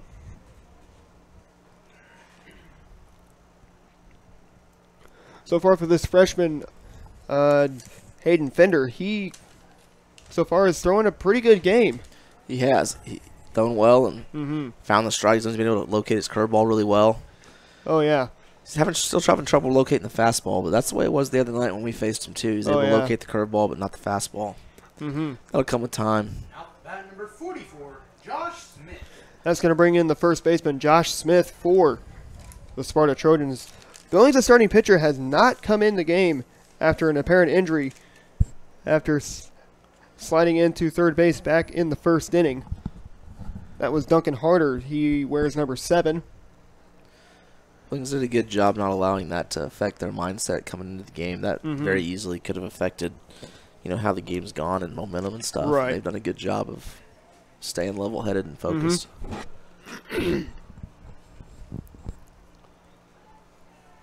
Josh Smith strides in. He's a big boy for sure. Yes, he is. He's got a ton of power. Got a little pop in his bat. Stands about 6'1", 6'1", probably about 240, 250. That's big. That's probably like the size of a high school football lineman. He'd probably make a pretty good high school lineman. Oh my goodness, yes. A 1-0. Inside strike 1. Not sure if Fender's trying to throw inside or if Harder is just set up over the, or Gold, sorry, is just set up over the middle of the plate on a lot of pitches. But I think attacking inside has really helped. Here's a 1-1. Good Strike curveball there. 2. Good curveball on Josh Smith. Helped them against the Sparta lineup. They just seem to not be able to get the hands inside the ball and through the ball when the ball's inside, and he's coming back with the curveball away. With the freshman, though, you just don't know what's on purpose and what's, you know. Oh, ball smoked down the third base line. Ball smoked down the third base line. That's going to be a base hit.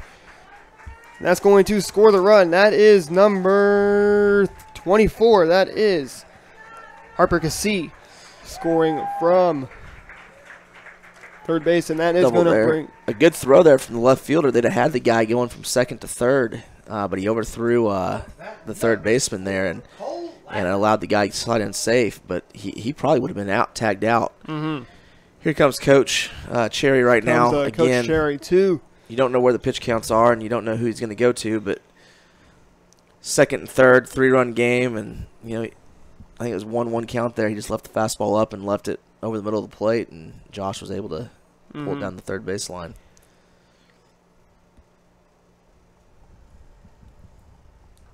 This could be the end of the day for. I think he'll stick with him as long as he possibly can. For Fender. So we don't know. He's still up there. Still up there, so we'll see what goes on. He'll want to ride him out as long as he can and not have to throw Blankenship any more than he'd have to, assuming that's where he'd go. Yeah.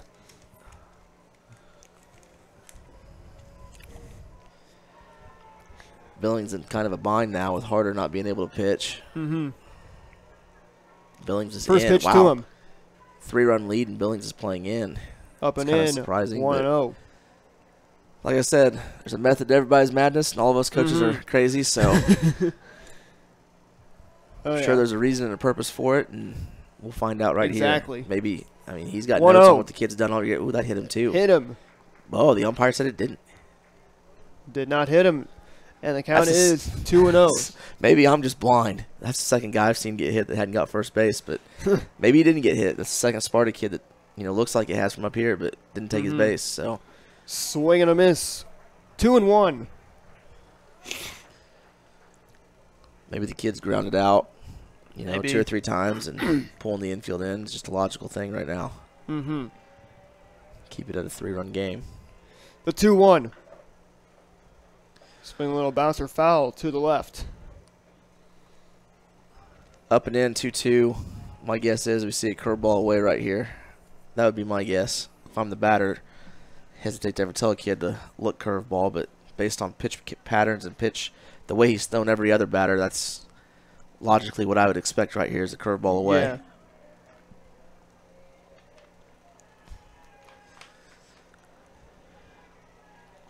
Two-two pitch. Curveball in. In there, strike 3, and that is the second out of the inning, as he is down on strikes for the here in the in the bottom of the 5th inning. That's going to bring in number 12. That is Justin Luttrell. Another sophomore. 12, Justin.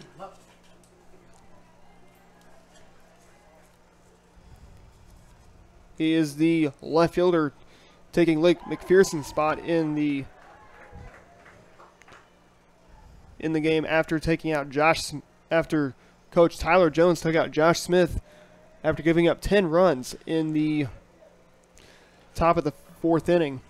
It's a big spot here for both teams. You know, a base hit, I don't know if a base hit scores 2 or not. You can't courtesy run anymore for Smith at second, but you know, a base hit gives you an opportunity to cut the lead to 1, where, you know, Fender Billings defense comes up big here. A 3-run lead's a big lead. Well, maybe not in this game, but in most games it is, the way the scoring's gone in this one. But, you know, big difference between a 1-run game and a 3-run game for both sides, and pressure heading into the 5th. A lot of pressure coming into the 5th inning of this game. If you're just joining us, we're in the bottom of the 4th inning. Scoring recap is 3 runs have come across the plate in the top of the 1st inning for Billings. 1 run came across in the bottom of the 1st. Struck him out. Struck him out swinging. We've played 4 full innings. We go to the 5th inning. Score is Billings 11, Sparta 8.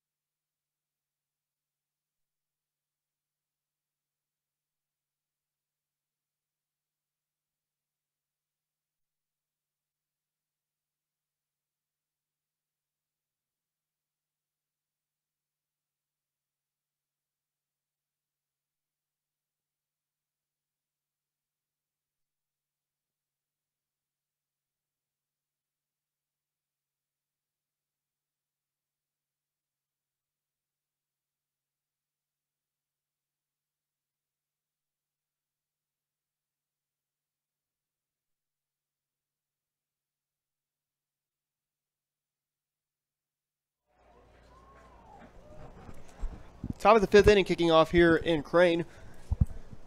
Jake Henry, the leadoff man for the Billings Wildcats. Currently it is 11 to 8 Billings over Sparta right now here in the top of the 5th inning. Big spot for Sparta here. Need to hold them, keep them at 11.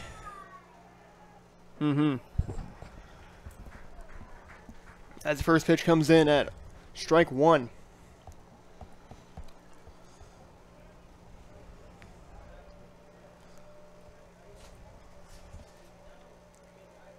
Here's the 0-1 pitch. Swing and a high fly ball in foul territory. And that's going to go foul.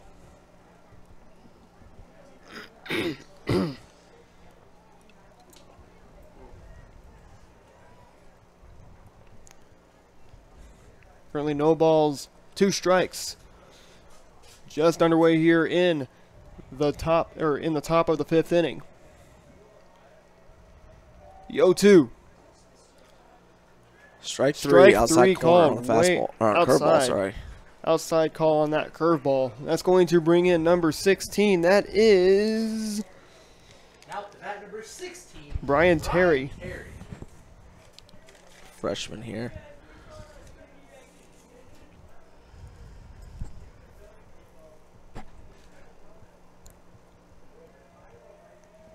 Here's the first pitch to him.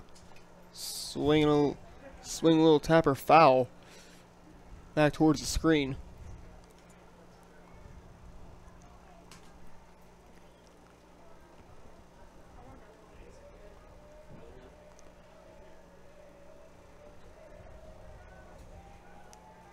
The 0-1. Swing of a high fly ball foul into the parking lot.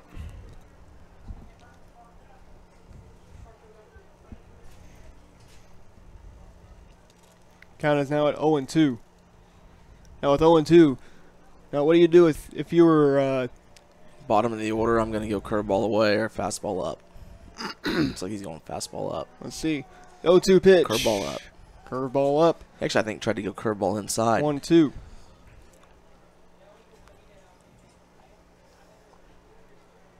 Actually, this is the 2-hole hitter, I think, isn't it?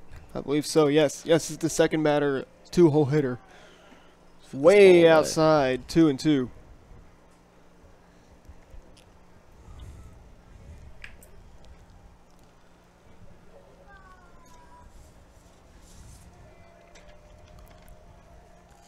Here's a 2-2 pitch. Swinging a high fly ball into left center. That ball is going to get in the gap. Get in the gap. It looks like he caught that one. It did look like he caught it. It did. From here, it looks like he caught it, but ball traveled all the way to the gap, and he is going to be in there for a double. This is where things can get a little scary. Best two hitters in the lineup for Billings are up to bat. Runner on second, one out. Now runner at second, one out for the Billings Wildcats, and that's going to bring in number 2. That is Peyton Gold, the catcher for the Billings Wildcats.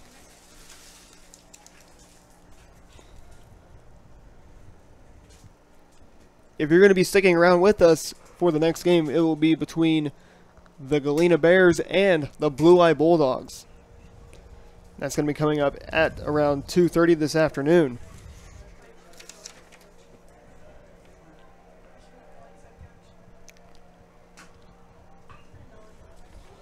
Swinging a high fly ball, line by foul Coach Cherry there. Down the left field line.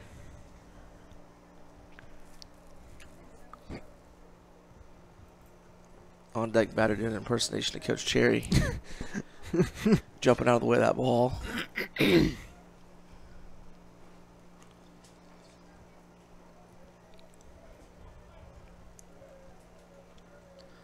But we see something off speed right here. Oh, yeah. Probably away.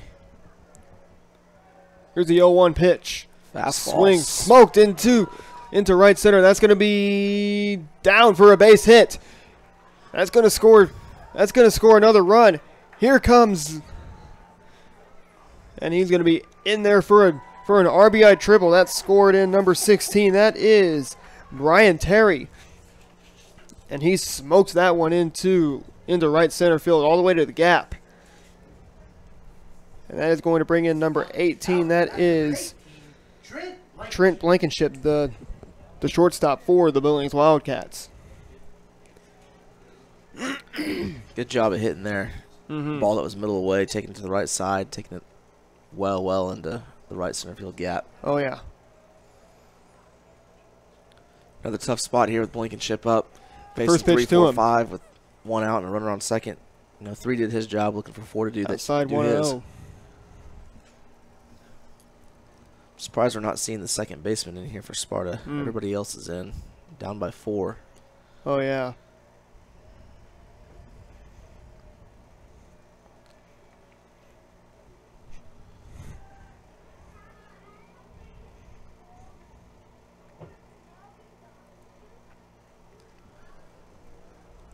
Now I gotta say, after this game, if Billings holds on to win, what is going to be your game plan against Billings? They did bring the second baseman in. Nobody's at first. Oh, wow. Nobody at first. Oh, he said he got him on the tag. And he is out for the second out of the inning. Said he got him on the tag. Wouldn't be shocked if we see an appeal right here. Let's see. That with Hayden We don't Fender see coming anything, up. though. Hayden Fender. Home plate umpire did a good job getting out in front of the plate and Oh, yeah. looking up the first base line. That's a tough play. First baseman, I'm not sure where he was going or what he was doing, but he was not at first. So as far as our game plan against Billings, if they hold on here, that's going to drop. That's going to drop in for a base hit, and that will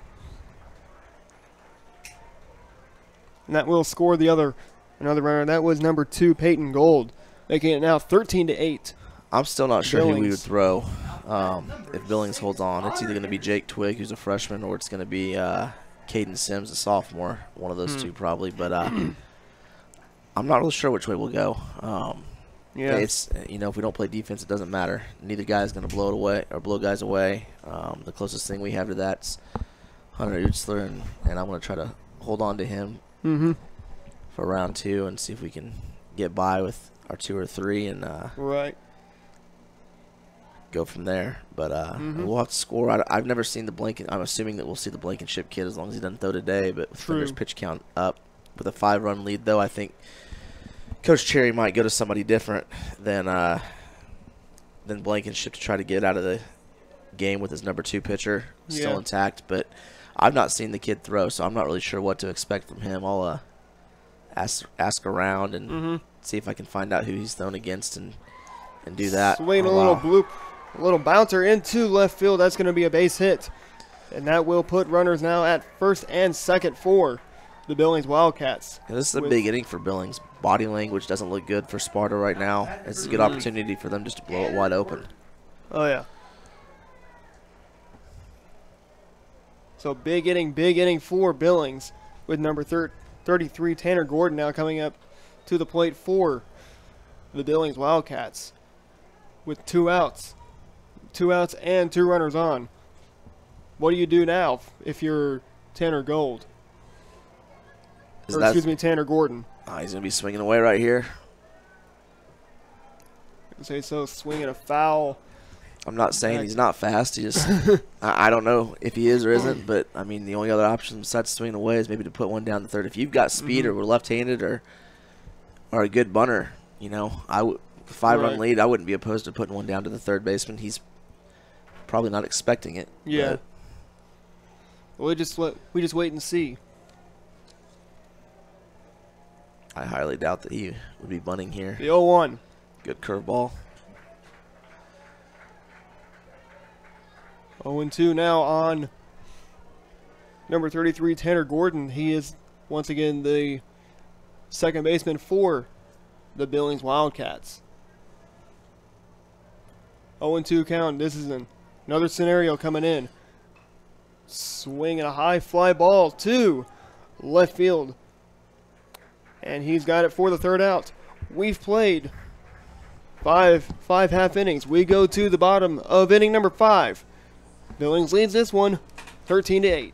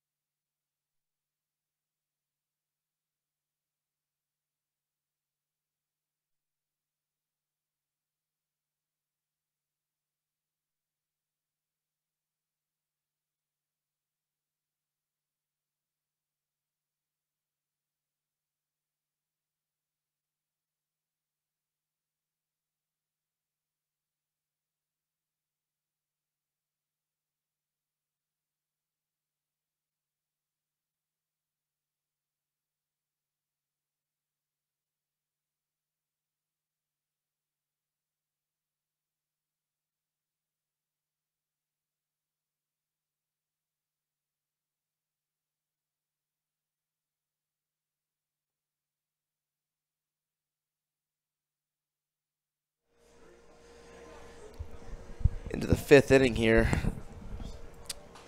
Got a trip to the mat. Sorry. You're good. Not sure what was going on right there with Coach Cherry taking a trip out to the... He ran onto the field but wasn't charged for a trip, so I'm not sure what happened there. Some advice, but even if he did that, he probably should have stayed not crossing the white line. Technically, he could have been charged for a trip right there. Yep. Be interested to see the pitch count. We don't have it up here, but he's got to be getting close to... you know, freshman can only throw 95 pitches, and I would say giving up 8 runs and 4 innings, he's got to be somewhere close to that. There's been guys on every inning, so. Yeah, Dylan Phillips is the batter for the Sparta Trojans as he swings and rips that one into left field for a base hit. And he's on base for a leadoff single. That's going to bring in number 62, Lake McPherson, now the second baseman after that pitching change, taking out Josh Smith and putting him at first base. Let's see what Lake McPherson can do. Curveball inside. That's Curveball what got him struck inside. out last time. You know, freshmen tend to struggle a little bit with curveballs, and, you know, Hayden's is a pretty good curveball, and I know that he struck out last time on a curveball down and in, and it's hard for them to stay in there and stay in on the pitch. He threw another one right there. He you know, kudos to, I don't think the coaches are calling the pitches, so kudos to Peyton Gold there for remembering what got the McPherson kid out last at bat and trying to go right back to it this at bat. Here's a 2-0. Little check swing. 3-0. 3-0.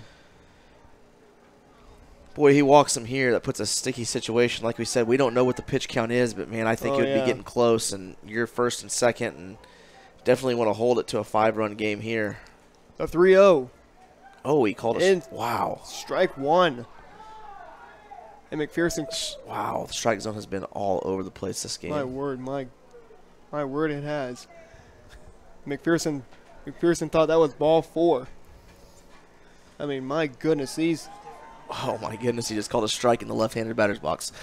Are you serious? I'm going to stop talking about the umpires now because you get me in trouble later on in life. But bad karma. But the zone is definitely it's been not conducive to hitters. It's been all over the place. Understanding and knowing what 3-2. is and what isn't a strike Swinging today. A miss. And strike him out, and that is the first out of the inning. That is going to bring in Casey Purple, number 8, the pitcher for the Sparta Trojans. That would have been first and second, no outs for Sparta. And that and when you're a pitcher, I don't know. It'd be hard for me to stand in the third base coach's box and not say something about a pitch that's almost a foot inside. First and second, being called a nobody out. strike.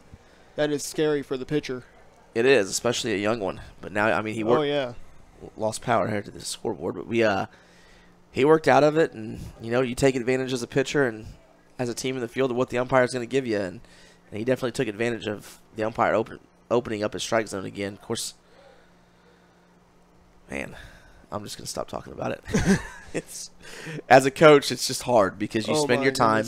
You spend your time talking to your hitters about understanding the strike zone and understanding, that everyone's strike zone is different, and that's fine. But when an umpire has consistency issues behind the plate, and it's very hard for young high school kids. It's even hard in college to adjust to that because you're taught and trained to teach your kids only to swing at strikes. Well, if it changes every couple innings, then it messes with kids' heads. And the 2-0 swinging a little roller into left field. That's going to be another base hit, and that is going to put runners now up at first and second now with 1 out here in the bottom of the 5th inning for the Sparta Trojans, and that's going to bring in number 10. That is Austin Brown for number 10, Austin Brown for the Sparta Trojans. Taking a trip here. As Coach Cherry will make a visit to the mound, and he will make a change, and that is going to be it for the day for Hayden Fender, and he is with a 5-run lead. He's going to roll the dice and go to his number 4 with a 5-run lead. As Hayden Fender finishes the day number 10 with Jacob Henry. Moving to a freshman, another freshman. Today the freshman on the mound. As he will end the day good movement right there with first pitch he threw. We saw this kid last week at our place for an inning or two, and he didn't do bad. There's a lot of curveballs. Well, I say that. I'm not sure if that's just not how he throws. Everything is kind of snapped off, but everything he seems to throw is almost like a cutter. Coach definitely trying to roll the dice and not have to use his number 2 pitcher, but this is the 3rd pitcher he's had to use this game, so he's still got number 2. The Gold kid threw in our JV game the other night and might have had the best stuff of any pitcher that threw for them. So he's got some guys in his arsenal. I'm sure if it gets close, he'll bring one of them in, but right now with a 5-run lead, he's comfortable enough to go with another freshman. And if I'm Sparta, I've got first and second, and probably even more frustrated that I don't have the bases loaded now. But it is what it is, and first and second, 1 out, big part of the game. Oh, exactly. And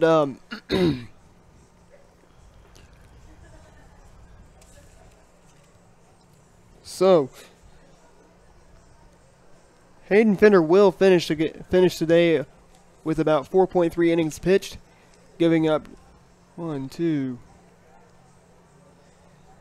Giving 1, up 8 runs. 8 runs in the ball game, and he'll get a nice hand as both starting pitchers have already gotten through at least 4 innings of work in this inning. And the new pitcher is number 10. That is Jake Henry for the Billings Wildcats with number 10, Austin Brown's up to number plate. 10, Austin Brown. Another fastball off the plate called for a strike. Fastball off the plate called for a strike. This strike zone has been all over the place today. It's expanded again. It got really tight for the last 2 innings. Now it's gotten really big again. Mm-hmm. The 0-1. Swing and a miss, strike 2.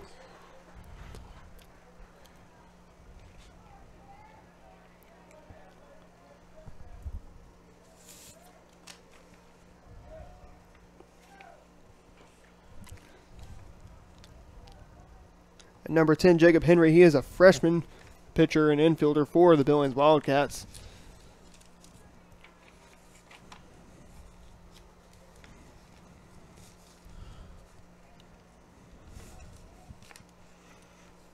As number 10, Austin Brown manages to stay alive. It is still 0-2 on Austin Brown.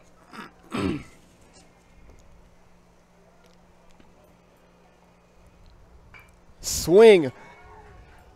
And a liner to shortstop. Oh, he drops the ball, and he is going to make it into second base. safe. Wow. Safely on an error by the shortstop, and that is going to be runners up. Now made a nice play. Just threw it right into the ground to a second baseman. Wasn't able to get to the ball. Got a bases loaded situation here. I'm not sure where we're at. We're at the 2-hole. Cassie, I think, is up. Yeah, Ryan Cassie or Harper Cassie. Harper Cassie, yeah. Bases loaded, 2-hole up, 1 out. Situation you want to be in for Billings or for Sparta. Mm-hmm. You know, you got the heart of your order coming up, 2, 3, 4. Oh yeah. With 1 out. Down by 4, or excuse me, down by 5. Yeah, base hit makes it, 3, and then it's definitely a game of chess probably going to take place in the next 2 or 3 innings to finish this one. We will see. It's a tough spot for a freshman to come in on with bases loaded and a little bit of pressure here. Big time game. If you don't win today, you don't get to play again. So exactly. A lot of the teams, it's one and it's done basically today. like a districts. Basically like districts. If it's either win or go home. Another ball in the dirt called for a strike. Another ball. 2-0. So 2-1 count now. 2-1 now on Harper Cassie. As he rocks that bat up and down. Strike 1, strike 2. I'm just not sure if this kid's just how he throws or if he's meaning to throw curveballs, but I feel like he's throwing a curveball every pitch. It looks like he's just snapping the wrist off. 3-2. I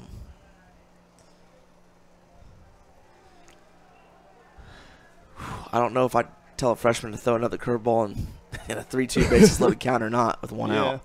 3-2. Strike 3 called, and that's the second out of the inning. As Jake Henry slams the door on Harper Cassie, and that's going to bring in the catcher Nathan Bliss, number 15 for the Sparta Trojans. 15, Nathan Bliss.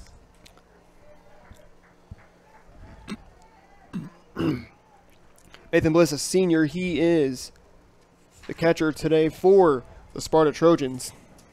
Scouting report on Nathan Bliss so far, or currently? 3-hole hitter, probably the best bat in their order. I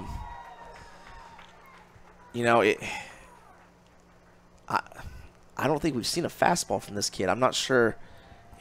I don't know. This kid's perplexing to me. I'm not saying he's not throwing a fastball, but everything he seems to be throwing is moving like a cutter or a fastball. And it could just be the way he's got the grip and the way he's coming out, releasing the baseball. But definitely makes it a little bit harder the more movement you create on your pitches, and that could be why Coach Cherry went to him. The more movement you create, the harder it is, and Sparta's struggled against the curveball from Fender. So he rolled over on it, but it's going to be a tough play.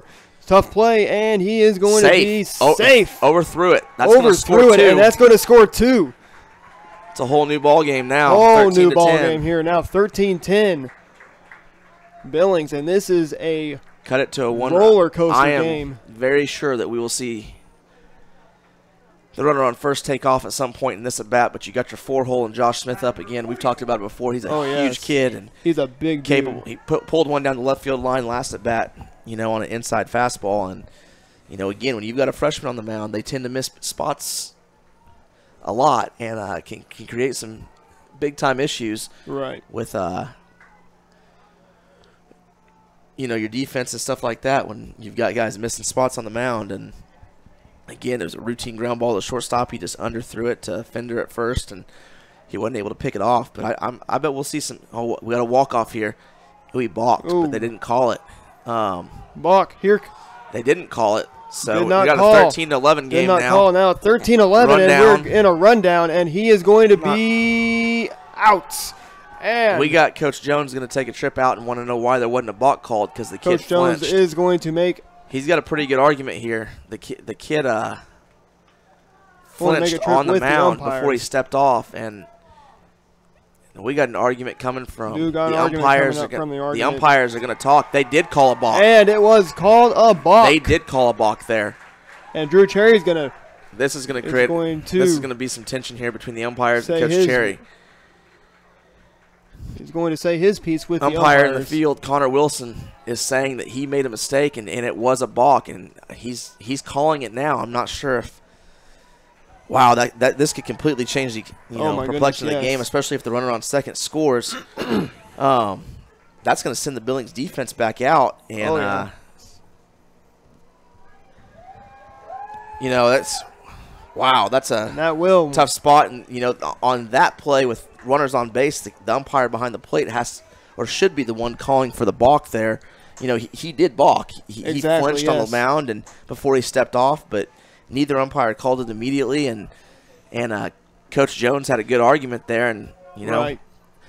You want the umpires to make the right call, and I think Connor made the right call there, but being so late, it definitely not much of an argument from Coach Cherry there either. Yeah. I think he knew it, but you just don't want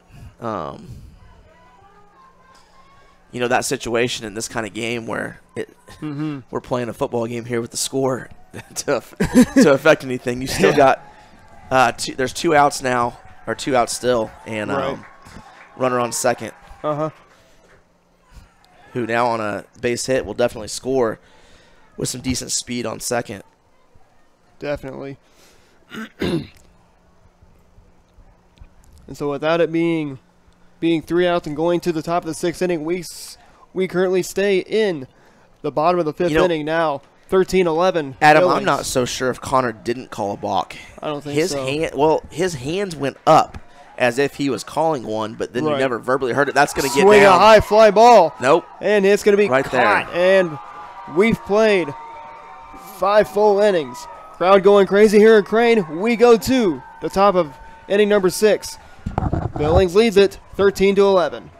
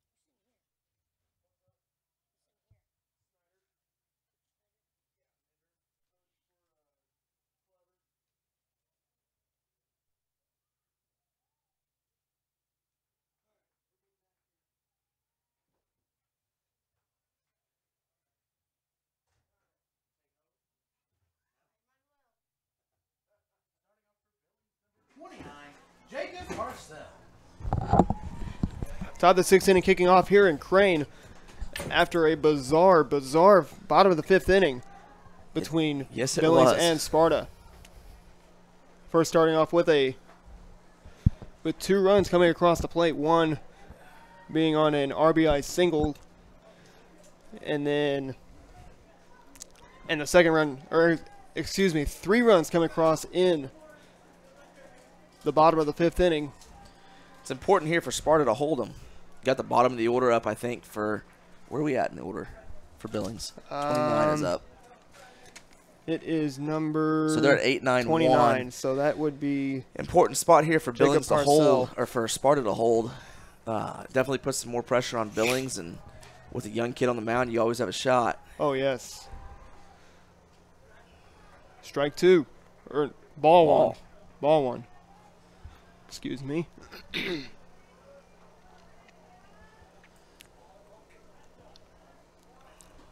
So if you're just joining us, we are in the top of the sixth inning here in Crane between Billings and Sparta. Recap of our scoring. Billings scored 3 runs in the top of the first inning. Sparta answered with 1 run. And then Sparta scored 2 to tie the game in the bottom of the second inning, along with Billings scoring 2 to retake the lead. And then Sparta scored 4 runs to take the lead. Billings scored 6 in the bottom of the third innings. Billings scored 6 runs in the top of the fourth inning to retake the lead. Sparta scored 1 run. Billings scored 2 runs in the top half of the fifth inning, and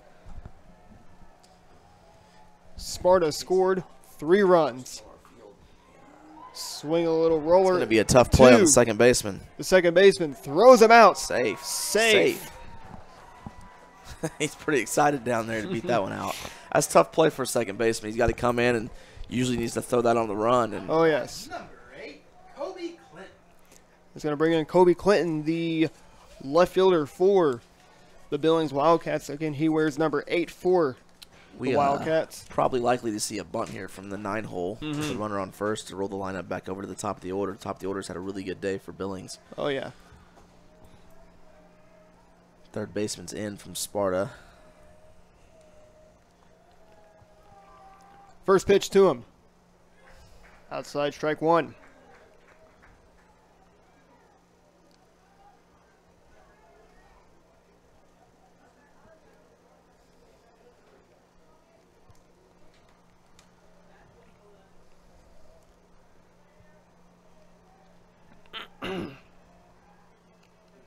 The 0-1. Swing a little chopper to the first, to the pitcher. Throws him out for the first out of the inning, and the runner's essentially a swinging bunt, which is probably the purpose there anyways. Number 10, Jake Henry. Jake Henry now the batter. He is currently the pitcher now.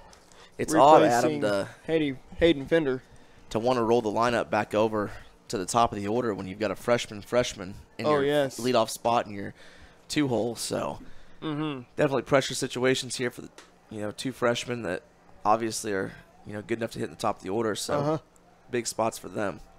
Exactly. Swing and a miss. Now count at 0-1.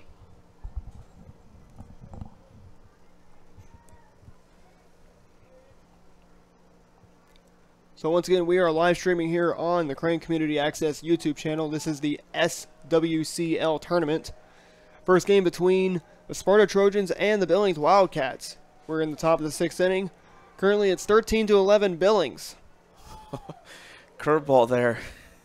And an offensive... A lot closer than some of the other ones that have been called for strikes. So, Coach Jones has done a really good job, at least that we can't hear, of keeping his composure today.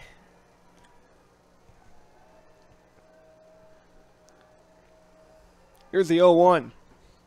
Outside. Called a strike, though. Strike 2.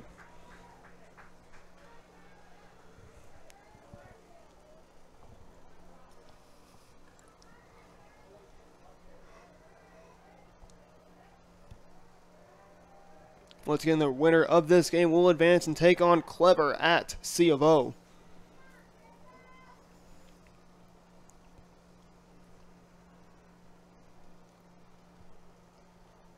Count at 1-2 on number 10, Jake Henry.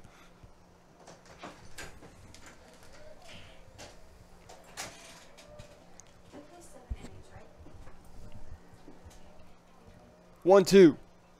Swinging a foul, tapper back to the screen.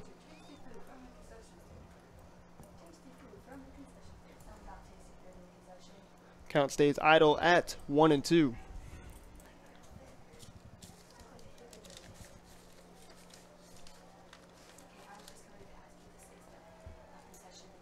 The 1-2 pitch. Swing and a miss. Strike Fastball three. Away. Fastball Good away. location there. That will bring in number 16, Brian Terry, the designated hitter for the Huge Billings spot. Wildcats. Huge spot here for Sparta and the pitcher, Purple on the mound. You got another freshman at the plate. After this, you roll into the, I'd say, the big bats in the lineup for Billings. Yes. You know, 3, 4, 5 kids that can put the ball to the wall. I'm not saying that 2-hole here can't, but No. just a big spot here for the Sparta Trojans. It would be huge here to hold them to no runs. That hasn't happened since the second inning, and you know this has been a very high-scoring game. Exactly. Pitch coming in at 1-0. Currently 1 ball, no strikes, 2 outs. Swing and a miss, strike 1.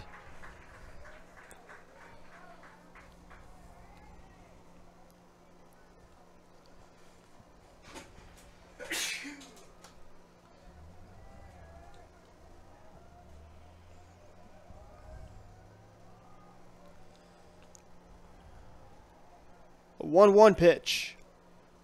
Called strike. Outside. Called a 1 strike. and 2. Yep. That's where things get interesting. What pitch is he going to throw to a freshman? You know, he's got a curveball. It's been decent, but nobody's really hit the fastball, and they've been a little bit late on it. So let's see where he goes. Fastball away. Swing and a miss, strike 3, Big and that strikeout is for Sparta. the end of the top of the 6th inning. We go to the bottom of the 6th inning. Score is Billings 13, Sparta 11.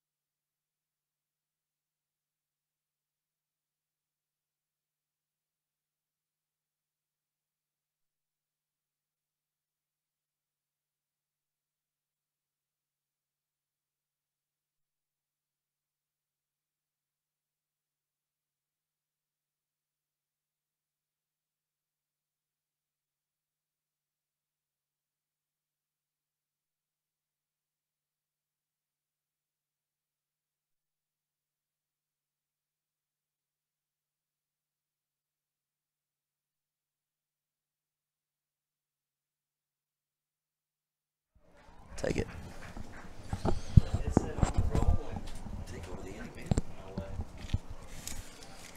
Bottom of the 6th inning, kicking off here in Crane. Cole Lafferty now the batter for the Sparta Trojans. Jake Henry now currently the pitcher who came in for number 17. That was Hayden Fender.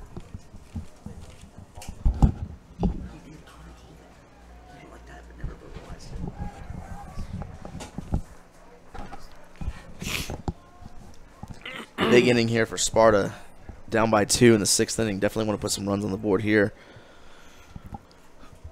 Swinging a high fly ball foul. Push the issue with Billings Stadium. to possibly have to bring in Blankenship. Everybody's working around pitch counts today. Here's a 1-2. Oh, hits him in the helmet. He is. Oh, he's gonna. Wow. That's no longer a rule in high school baseball anymore. No longer a rule in high school ball. But apparently it is today. It's not. They don't have to move. The 2-0. Outside. 3-0. I read the little paper that gets sent to me every year. Hey, we're going we get a guy on first and third. Guy on first is running straight towards the field. The 3-2 pitch. Dora. Swinging a high fly ball into foul territory back towards the parking lot. It's going to be 3-2.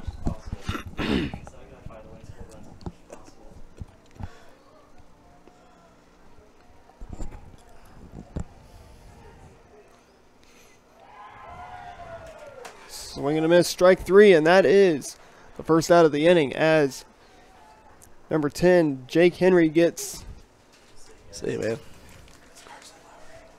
Cole Lafferty to strike out. It's a big strikeout there. Not sure if. That's going to bring in Carson Lowry now, the batter number 54, the Sparta Trojans. His first pitch comes into him at strike 1.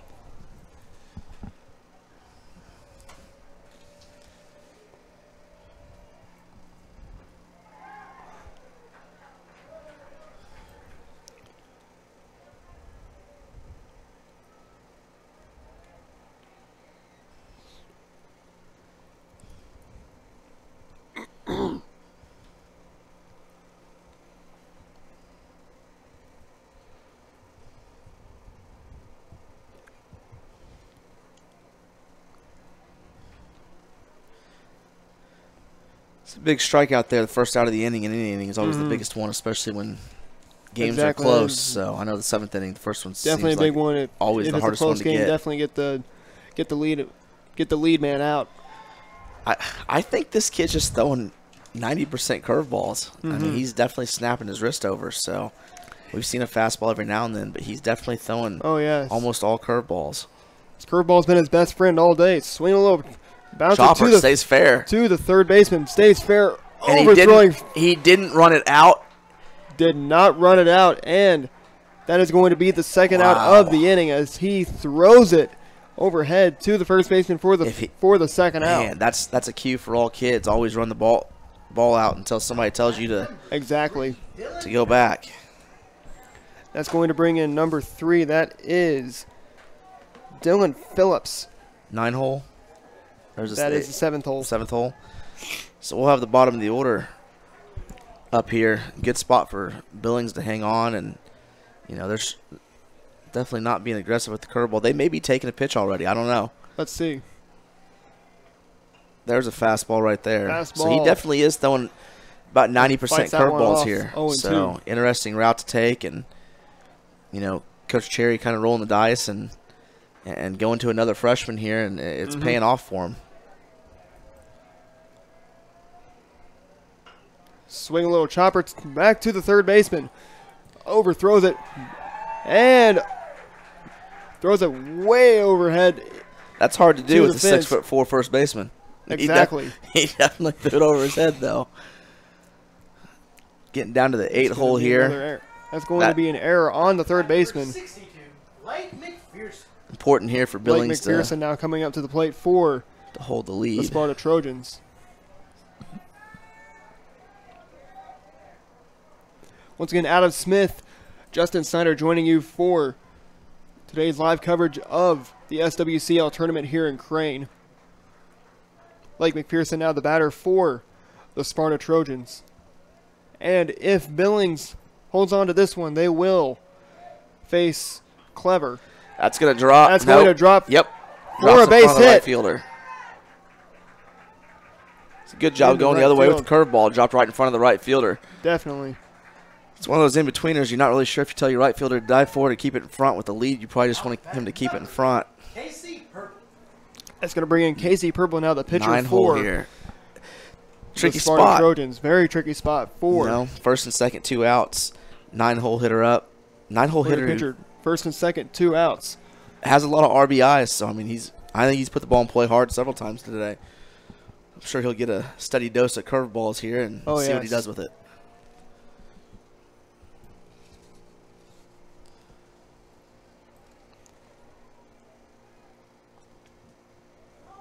Here's the first delivery. Fastball off the plate. Outside fastball off the plate. Ball is ball 1.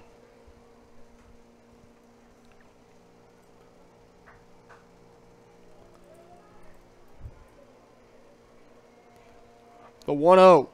Swing and a miss. The curveball. Strike 1. Chase the curveball. Count now at 1-1. Runners on first and second, 2 outs. Bottom of the 6th inning here in Crane, Missouri at Tootie Parsons Memorial Stadium. Thank you.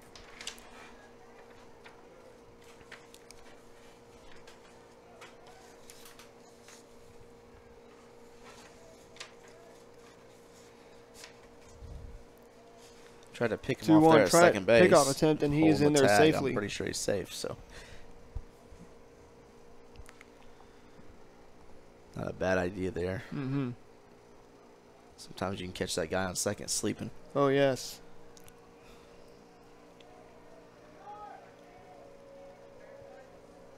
The 2-1 pitch. 3-1 to the 9-hole. Outside, 3-1. Definitely don't want to roll that lineup back over. That's just asking for problems. But, you know, we've seen Billings get out of sticky situations all day. And oh, my goodness, yes. 3-1.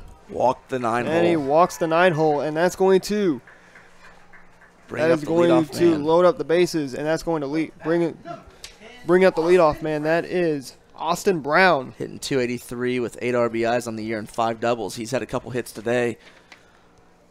Already tough spot here for a freshman. Coach Cherry's going to stick with him and try to get through this inning without having to waste another pitcher. Mm-hmm. Bases loaded, 2 outs for the leadoff man, Austin Brown.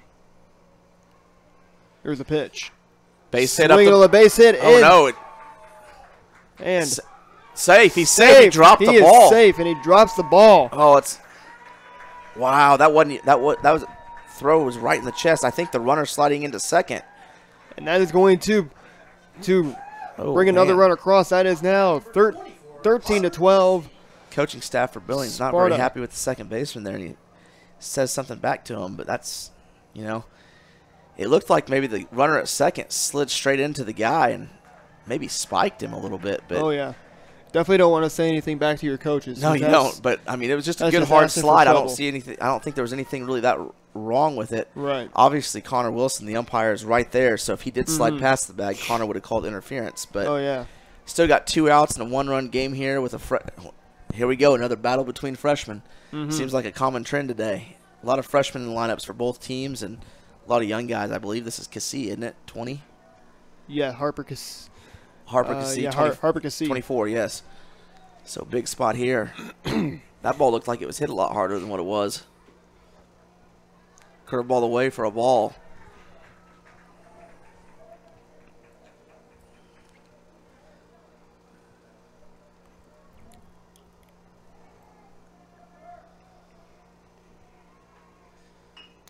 Swinging a little roller in to the second baseman.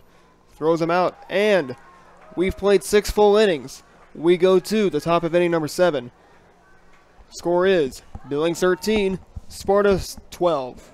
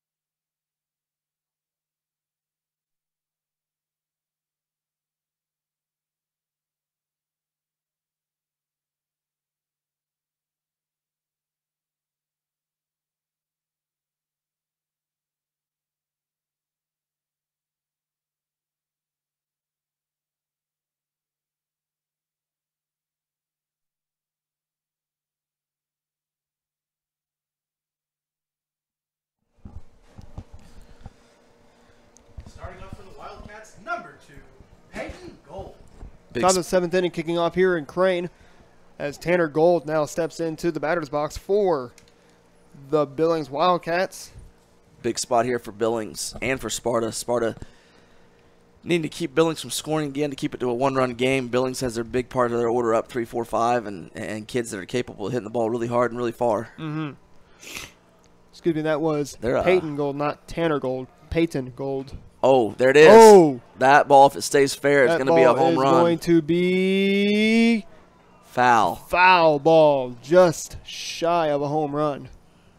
And that ball had home run written all over it. Left about belt high over the middle of the plate. Of course, Peyton's older brother, Wyatt, was infamous for taking some big hacks and hitting some really long home runs. Yes, sir. Yes, sir, he was.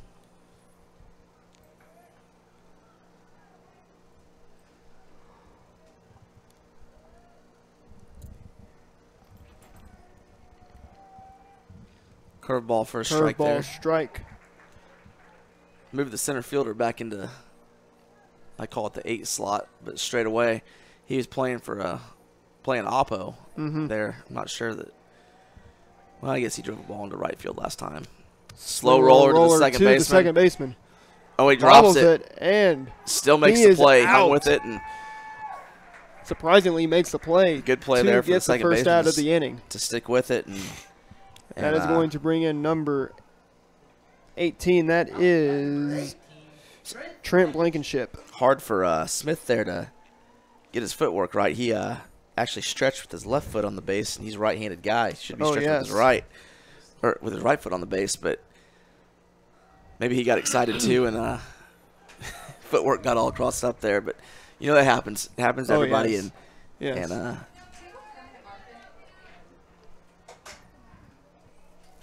good play there, and brings up Blankenship now.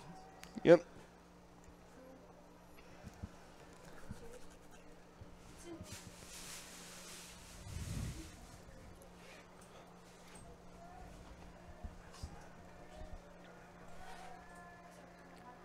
Here's the 0-1.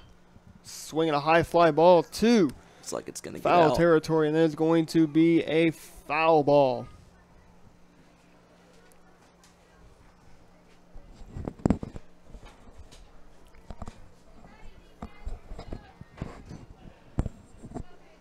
Count now at 1-1.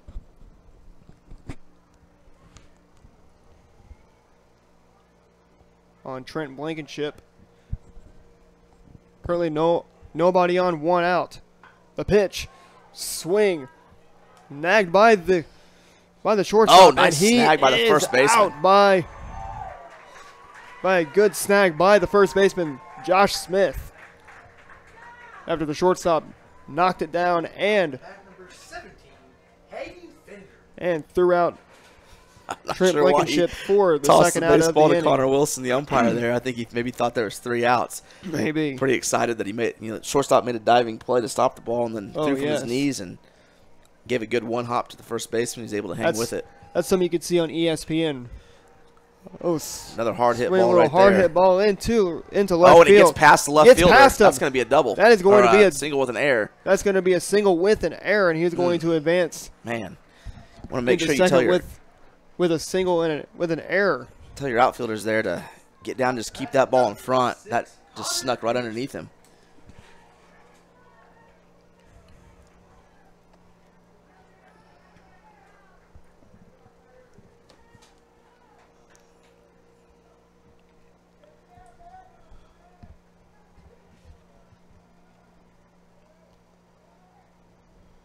Here's the first pitch.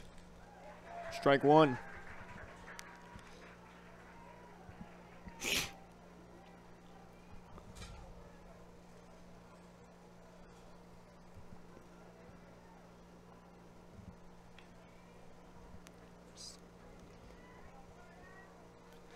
Batter for the Billings Wildcats right now currently is Connor Henderson. Currently we are in the top of the 7th inning. Score is 13-12 Billings over Sparta right now.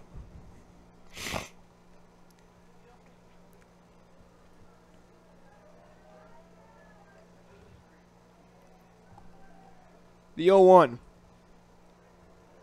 He's going to make him stay, too, saying he stuck his outerarm over the plate. Oh, yeah. See what he calls there. He called it a ball. I mean, I guess if the umpires are going to call that, which I'm pretty sure is not a rule anymore, but it may still be. I'm not sure. But if he's going to call it, yeah. you know, I'd argue that might have been a strike. Maybe, yeah. The 0-1. You know, the purpose of that rule outside. is Strike 1-2. The outside batter 1 and definitely 2. thought it was a strike too, but you know, the purpose of that rule is for guys that crowd the plate so that they can't stand on top of the plate and get hit. But we definitely have had some guys today stick their elbows out on inside pitches that are trying to, you know, get hit with the ball. Swing a little pop-up foul.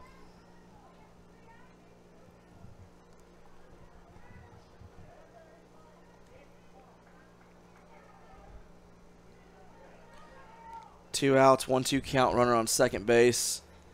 Decent speed. Mm-hmm.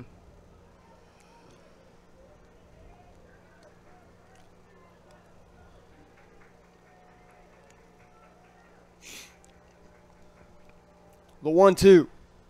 Strike Strike 3 called. Curveball inside. Good pitch. And that's the end of the top of the 7th inning. We go to the bottom of the 7th inning. Last chance for Sparta. Billings leads this one 13-12.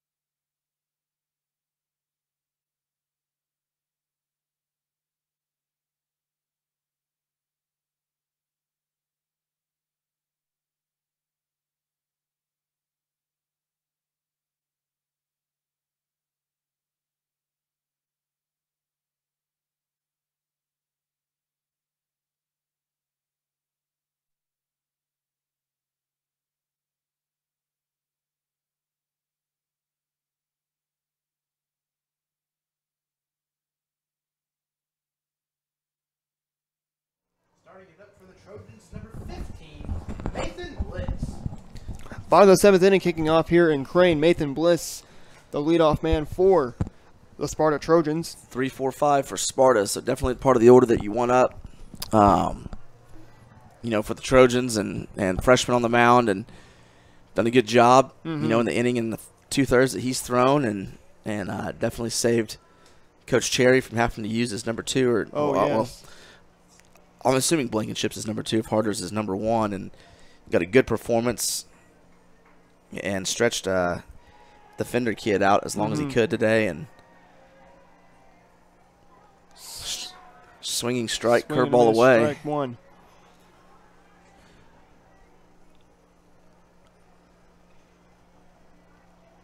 I have a feeling if you're Sparta, it's going to be a long bus ride back to Sparta for sure. I mean, I don't know if I count him out yet. He's been a little bit wild with the fastball. Locates the curveball well, but it's kind of been a trend today. Curveballs have been located well, and fastballs have been a little bit wild. Right. The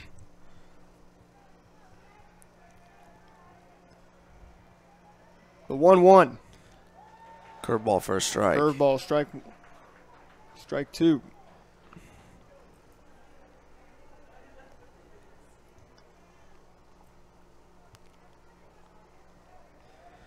Long game here. We're approaching over the 2.5-hour mark. 2-2 now. 2-2 now. 2 hours and 40 minutes. The last game was supposed to start 7 minutes ago. Yeah. You may only get me for half the game next game. Maybe. The 2-1 pitch. Outside, strike 3. That's the first out of the inning as Henry strikes out Bliss for the first out of the 7th inning. That's going to bring in number 44, Josh Smith. Out bat number 44, Josh Smith. Billings pitchers have gone inside. I'm starting to think that the Billings pitchers are pitching inside on purpose. Oh, yes. today. A lot of strikeouts on the inside corner. Oh, yeah. Trying to get the right fielder's attention, and not sure where he's staring at in the la-la land. They finally get him moved over where they want him to. Outfielder's playing extremely deep here. Oh, yes. Keep anybody from getting. This is a big, big bat. Swing, curveball, ripper foul, rip foul to the right. To the right. Over 3 to cars. The parking lot. Just over 3 cars in the parking lot here at Tootie Parsons Memorial Stadium. Another kid capable of hitting a home run here. I'm not sure. Yes. He's got 1 on the year, but 18 RBIs, so he's got a little bit of power. Mm-hmm. Saying that curveball stayed in, that would be, along with the consistency here from behind the plate. Just oh, yes. As a batter, you don't know what's striking, what's not, and that's tough. Oh, yeah. Tough on everybody. Here's a 1-1. 2-1 now. Upstairs 2-1. Like to think if this kid gets on, they'd probably run for him, put a little more speed on the base paths. But he's got to get on and try and tie a lot of good freshmen in the conference. Mm-hmm. Say the conference is a little bit down this year. Outside. But 2-1. You've got Spokane starting 7 or 8 freshmen. You've got at least 2 or 3 freshmen for Billings, 1 or 2 freshmen in Sparta's lineup. I know that we've started 2 to 3 in almost every game of ours this year, and just a lot of good young players. To Josh Smith, and that's going to bring up Cole Lafferty. He is not going to run for Smith. Third baseman. Wow. Maybe he doesn't have anybody on the bench that's any faster, or it could be with the fact that Smith's a 4-year starter and maybe probably a really good base runner. So right, maybe he's taking brains over the speed in this situation. I'd definitely be going after the hitter though. You got a double play candidate here.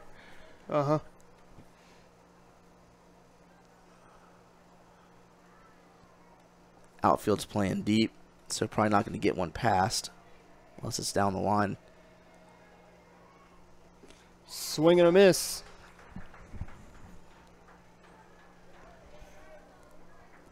Count now at 1-1.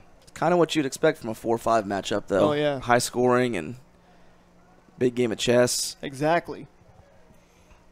Swing good a high cut there on a foul ball. Good cut, foul ball. He's now down 0-2 or 1-2 now. The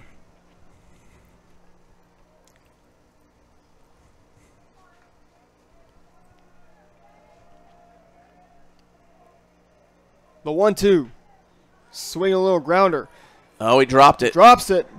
Going to have first and second here. We'll see if Coach Courtesy runs here, or pinch runs now. Smith at second. Doesn't look like he's going to. Third baseman had some trouble handling that. It'll move to number 50. That's going to bring up number 50, Carson Lowry. Lowry, he's only played in 8 games, hitting .316. I don't have a lot of stats on him. Looks like a courtesy runner.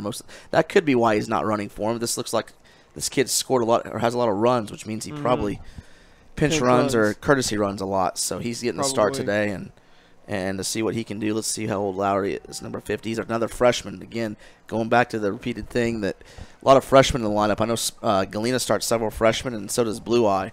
So several freshmen, for every team in the lineups today.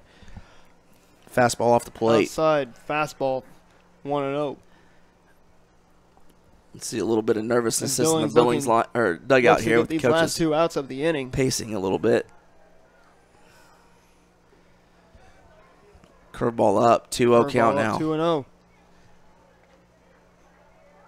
2 balls, no strikes, 1 out. 2 on here for the Sparta Trojans here in the the bottom of the 7th inning. Strike right there. That'd be going back to the freshman thing at the plate. 2-0 down by a run. Most of your batters, you're going to be wanting to tell him, it's going to be down the middle. He's got to come at you, take a good hack at it. And he didn't right there. We got a 3-1 count. 3-1. 1 out. Freshman at the plate. Who's on deck? Number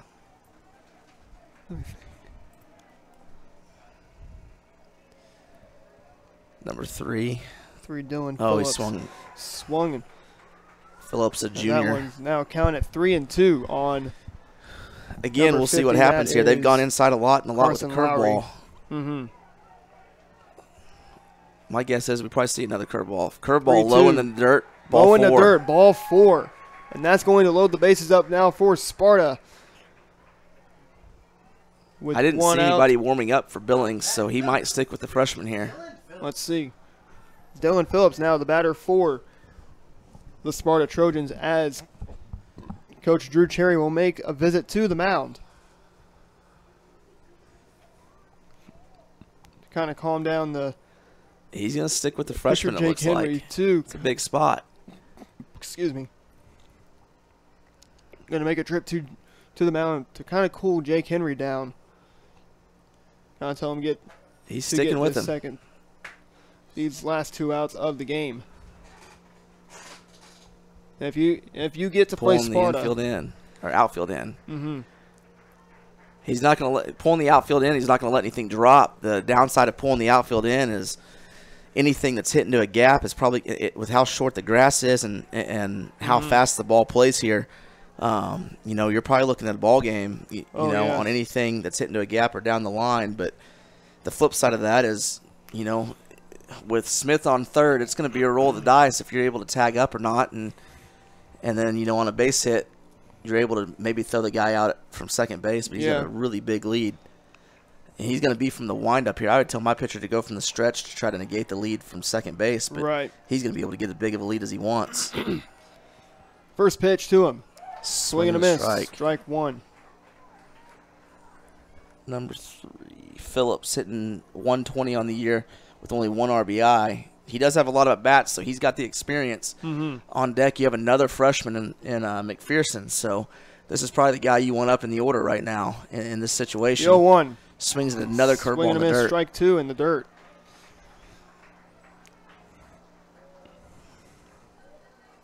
My guess is we see another curveball in the dirt right here. That or he may go up. I'm not sure. Gold's done a great job of calling the game from behind the plate for Billings. Oh, yeah. The 0-2. Curveball low. Curveball low. And he manages throws to 4 stay straight. alive at 1 and 2. I'd mix things up here and go up maybe in the zone, but anytime you go up, it's a roll of the dice. Oh, yes. Curveball right down the middle, strike 3. Curveball down the middle, strike 3 called for the second out of the inning, and that is going to make it, and that's going to put the Trojans now down to their last out of the game. Bringing in Lake McPherson, the left fielder. Battle the freshman here. Oh, yeah. Freshman at the plate, freshman on the mound. Down to your left. He did a good job last at bat going to the right side with a curveball. Gold's going to take a trip to the mound. He struggled with curveballs throughout the game, but did a really good job going the other way with it now. Oh, yeah. Sometimes, as a hitter, I wonder if it's not better that you're on deck better. You know, it just allows you to play the game and hit instead of putting sometimes words of wisdom at 14 years old. Get inside the head a little bit too much. So. Oh, yeah. Now Billings is 1 out away before advancing on to the next round to take on Clever at C of O. Easy to say to be disciplined here and not chase, you know, but when you got a 14-year-old in the batter's box, strike it looks 1. like he's going to go right at him, curveball for a strike.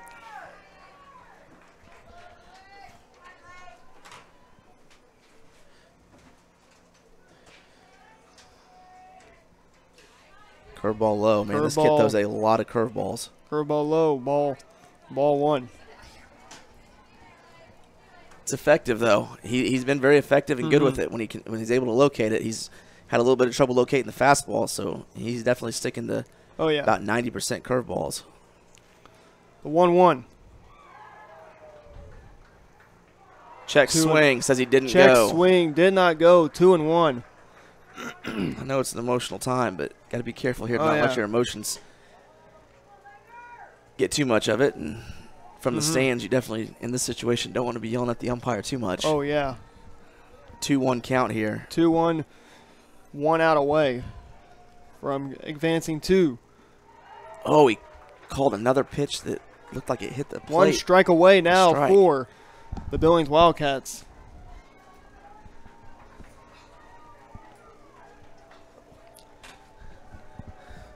As Henry is trying to shut the door. The pitch. Swing a high fly ball. This should do it.